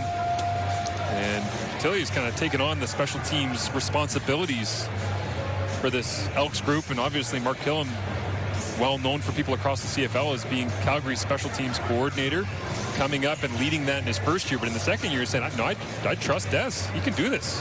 Yeah, I gave Des, you know, last year he said he wanted my voice. He was involved in a lot more of the special teams. This year, gave it over to Des. They've been together a couple of seasons now, and he's got a lot of respect for what Des has done with this special teams unit. Hate to see that for Coulter Woodmansey in his first game for the Double E here. as he gingerly makes his way to the sidelines. And we get a look at likely getting rolled up on, as we said, with all of this big bodies up front. Lapo, there's inevitability that the odd time there's going to be bodies that roll up into you. You can see right on the left part of your screen. And again, that's one of the reasons usually your offensive linemen, all your offensive linemen, whether they've ever had a knee injury or not, you put knee braces on. You want them all wearing knee braces just because sometimes you're going to have your feet up and somebody's going to run into you and knock you down. I hope to see Woodmansey back on his feet for the next Elks game, which is week 3, with both these clubs having a bye week in week number 2. Well, we had a weird play right there. I thought it could have been an offsides, but then we had Mark Cordy's helmet came off. Second time Cordy's lost his bucket tonight. Yeah, and then when your helmet, if you take a look at the center right here, okay, take a look as we start, okay, as he's going, there's a hands to the face. Yep. The helmet comes off. He can't play football once the helmet comes there, and that probably should be a penalty on the Red Blacks. That's that's a dangerous position to be able to put the hands to the face defensively. 65 puts the lid back on, snaps up the chin strap, and help protect on the field goal attempt from Vincent Blanchard. And it is good. Money as flags come out at the end of the play. Official was watching on with a little battle in behind the field goal attempt.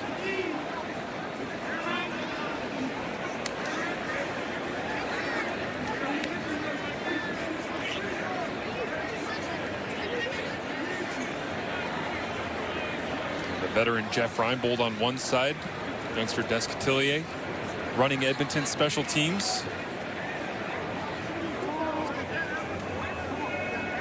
Interesting matchup of experience and youth. After the play was over, after the field goal was good, major foul, unnecessary roughness against Edmonton number 92.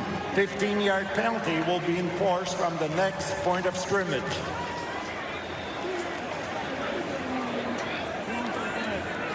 Week 2 kicks off with Thursday night football. Lapo and I are going to the Strevler retirement tailgate. Yes. Hamilton paying a visit. Got your fur coat, Marshall? To the Manitoba capital. I live in one. Ticats and Bombers, 8 Eastern, 6 Mountain on TSN. Looking forward to seeing the Tiger Cats trying to rebound from their home opener loss. Big win for Winnipeg. Yeah. Good drive at the end of the game. Which, by the way, at the start of last year, was the home teams that were dominant to kick off the 2025 season. And road clubs on a roll, getting things going this season. Is this one dropped in the bucket from Jake Mayer to Gino Lewis? Vintage 87 down the sideline, but what a throw. The timing and the release from Mayer. Trusting. Usually some of these cornerbacks aren't going to back up when you have a go ball. What I mean is a run by the outside. They get caught looking in the backfield. Terrell Ford thinks it's going to be one of the underneath throws. The lower he is, the more the quarterback thinks about, I'm taking the shot to Gino Lewis. Great throw by Jake Mayer. Pretty picture. There with 5 options here. Goes to the 6th, checks it down. Adebaboye tries to cut back and make a man miss. Adebaboye couldn't get away. Good read. Joel DeBlanco is you're always trying to put zone defenders in a bind. You'll see a little wrap here and then the back in the flat. And you just throw opposite. DeBlanco stays inside. I throw outside to create a little bit of space. Nice throw. Take it underneath. There, 2nd and 7. Looks the right side. Rips this one. And just not quite on the same page. Justin Hardy. As we hit the 3-minute warning, Edmonton in control. Missed the Grey Cup playoffs for 5 seasons straight, but here headed to 1-0 in 2026. The Edmonton Elks' last 5 seasons, yes, they have all ended in missing the playoffs, but the continuity and the consistency of Mark Killam being at the helm, the vision of Ed Hervey acquiring talent as well, and they believe that they are on the upswing, and the question becomes at this point, Lapo, all right, yeah, Edmonton gets better.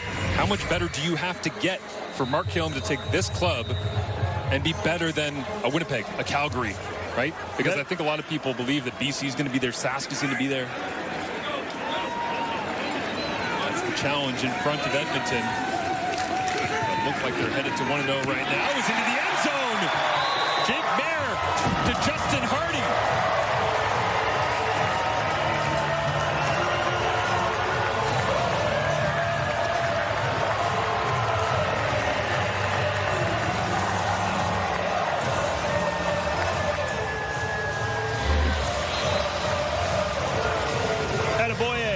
Watch him pick up the blitzer. As the blitzer comes in, bang.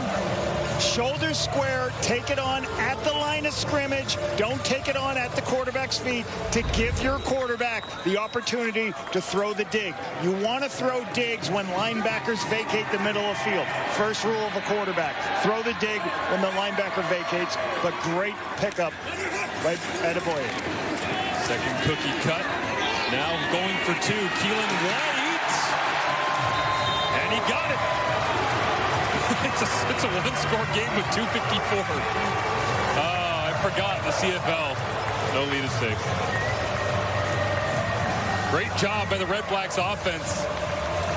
Solid drive, top end plays into the end zone. And early in the game, they tried to make this throw in the middle of the field. You'll see it again in the middle of the field. When safeties vacate the middle of the field, the quarterback is, here's the first touchdown, not the 2-point.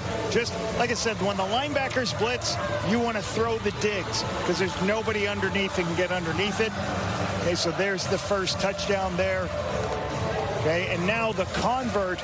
Anytime a safety's out of the middle of the field, what do? You find the post player, throw it right through the goalpost for the touchdown. Keelan White for the 2-point convert right there. Good pitch and catch from Jake Mayer to Keelan White as well there. I mean, it looks basic, but what a great shot from our crew in the end zone there, where you see the eyes of Jake Mayer switching from 1 to 2 to 3, putting it in a spot that Keelan White could bend his route at the back of the end zone.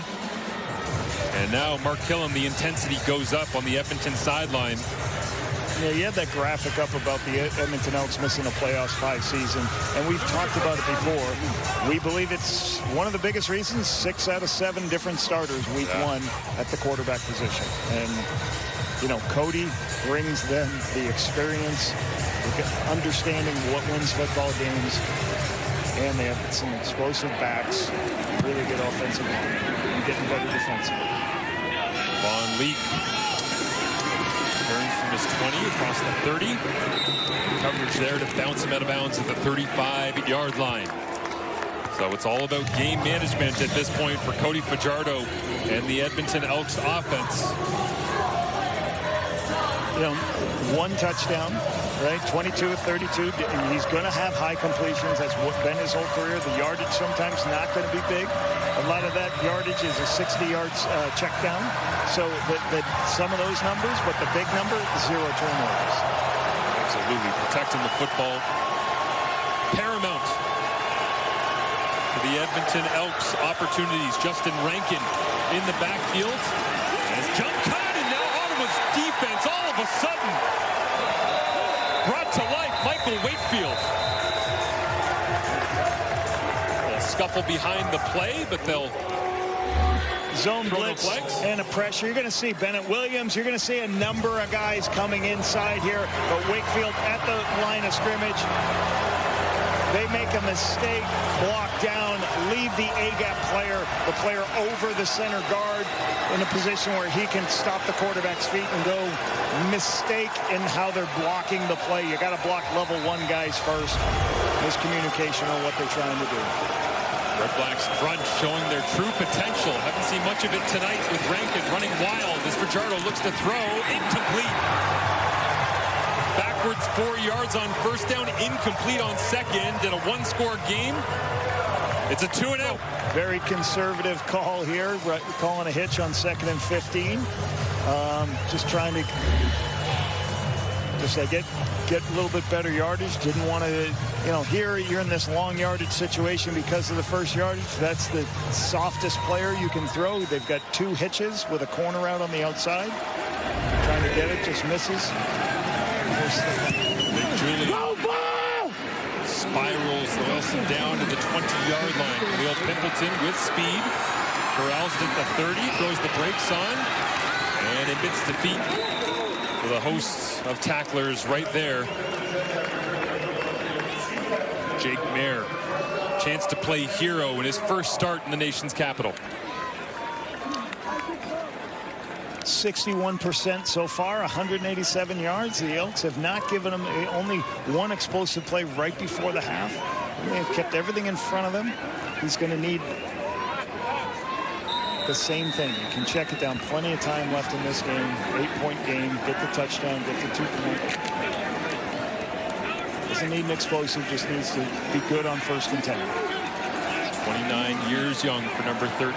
First opportunity to prove himself to our nation. Pressure comes. Mayer checks it down underneath. Begins with a completion to Daniel Adeboboye. That one going nowhere fast.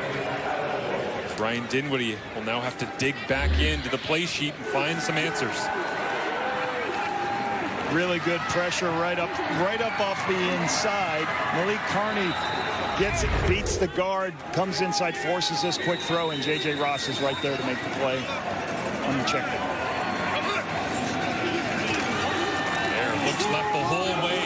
Throws this one up for grabs and falls down to the ground as he lofted it. Incomplete.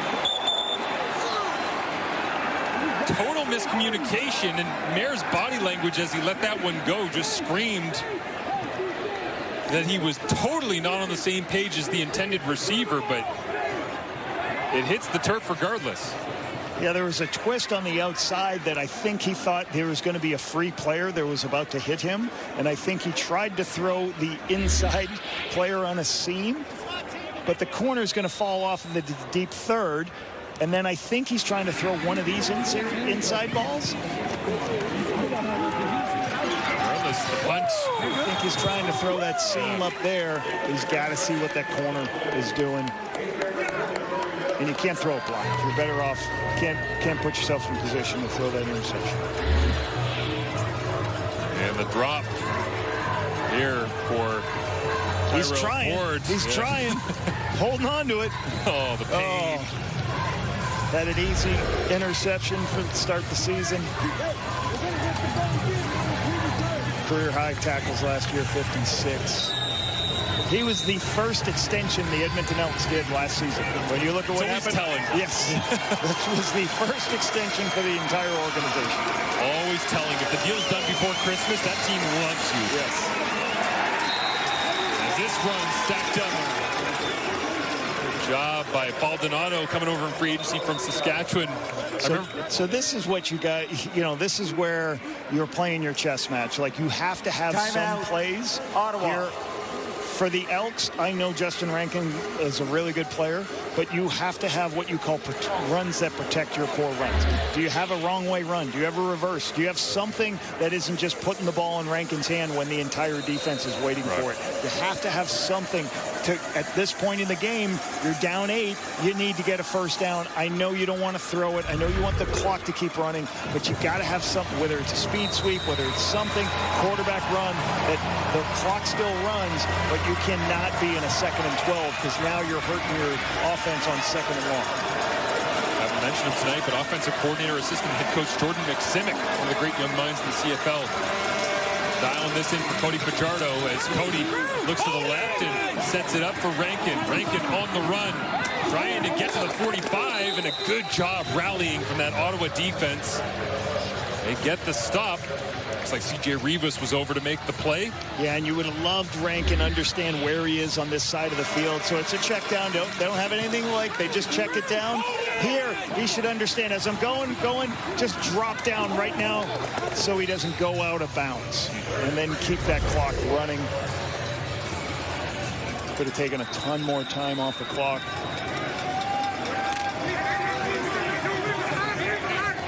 92 seconds left to decide the final game of week 1 in the CFL. They came after the punt. Were they ever close to it? Pimpleton, free run here to get things going, and TK Bonhomme will get the special teams tackle in his 3rd year out of South Alabama. 2nd round draft pick for the Elks. Jake Mayer with another opportunity. This is how close it was on Jake Julian.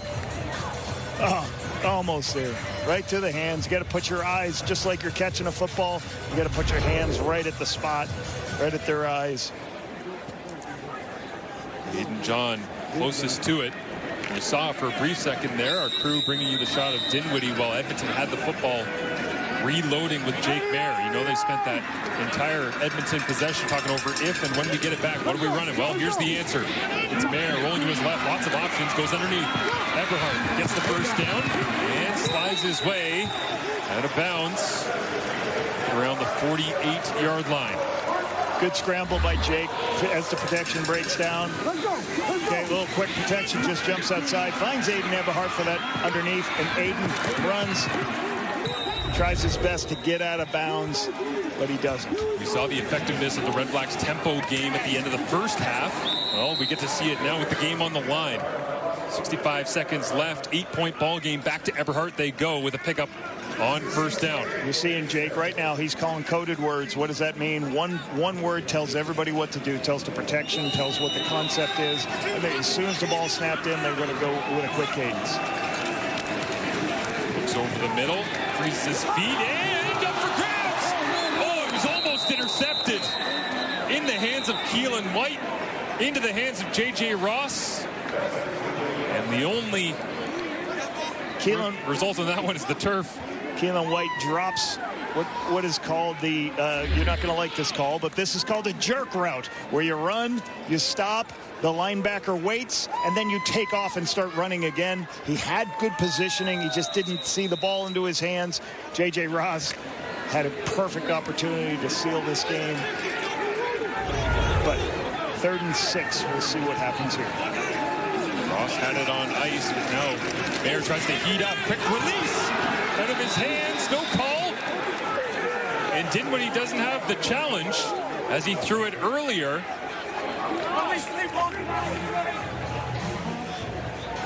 J.C. Sherritt really starting to trust his defense.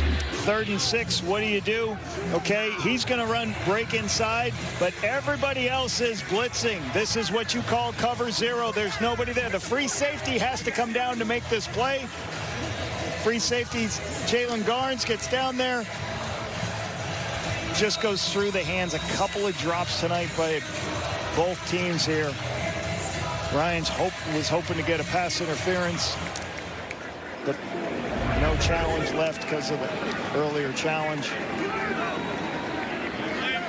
So results in a turnover on downs. 4th turnover of the ball game for the Red Blacks, and right into the middle of the fray goes Justin Rankin. So the ball should stay on the ground once again. You're not going to, right here with 46 seconds left, you run this, let this clock wind all the way down, run it once more, let the clock wind down once again, punt it, leave very little time, and walk out of here with a win. Clock rolling. A wet win. Yeah, on the road. A season opener win for the Edmonton Elks as well. Those have been few and far between. The Red Blacks with a golden opportunity to get the ball rolling here in 2026. We'll have to wait, looks like, until week number 3 when the Toronto Argonauts come to town. Now you've got 23 seconds left, so there's a couple of things you could also do. You could keep Cody out here, and you could do what you call victory pass, where the clock just started. You could call what's called victory pass, where you just throw it up and hopefully it takes the last 2 or 3 seconds off the clock, but it looks like they're going to use their timeout. And Fajardo calls time, as instructed by head coach Mark Killick. Timeout, Edmonton. 7-11 last year for the Elks head coach in his first season with the Double E. By the way, that 5-year playoff absence from the playoffs, the longest run in club history. The next longest was 4 years, from 1962 to 1965. And this group dearly wants to put that conversation to an end. The last time Edmonton was in the playoffs, I noticed, by the way, on Thursday night when Brandon Banks got surprised by going into the objectionable conduct. on the Edmonton bench. This is a 10-yard penalty. It is still third down. The Elks backed up, clock stops for a second, but the last time the Elks were in the playoffs, I noticed in the Brandon Banks video montage, they used a clip from the 2019 East Final when Banks fell down and had that legendary touchdown catch, and I thought to myself coming into this game, last time the Elks made the playoffs, a guy who just went into the Hall of Fame. When you're getting used in video montages of Hall of Famers, you know it's been a while as they throw it backwards, kill the clock. Another completion, if you will, even though it won't count as that, from Fajardo to Austin Mack. Running backwards to see the clocks go to zeros and taking it. Edmonton goes on the road in the first week of the CFL season and winds it out with a victory. Road teams 3-0 in week number 1. Ryan Dinwiddie and Mark Killam embrace at midfield. They'll see each other once again in week number 6 when these two teams come together at Commonwealth Stadium out in Edmonton. But a happy flight home for Killam in the green and gold. Yeah, and for the Red Blacks, you know, the area they have to improve on was giveaways. They turned the ball over more than any team in the Canadian Football League last year. You know, but that was a lot due to young quarterback play. Well, today they had, Max Duggan had one. We also had, at the running back, Collins had a turnover. So some of their young players had some turnovers. You can't lose the turnover battle and expect to win a lot of football games. That's what's got to change for the Red Blacks, because they actually were, you know, for how many turnovers they had a chance to win this game at the end. Good night for the Red Blacks defense at times with the rebuilt linebacking core. Niles Morgan, CJ Rivas, AJ Allen, Jake Mayer, his first start here with the Ottawa Red Blacks. An opportunity to send an opening message to the home fans, but it was all Edmonton in the end. Cody Fajardo, touchdown pass to Austin Mack, gets it done. That does it for week 1 in the CFL. Time now for SportsCenter with Mark Rowe and Wesley Chang.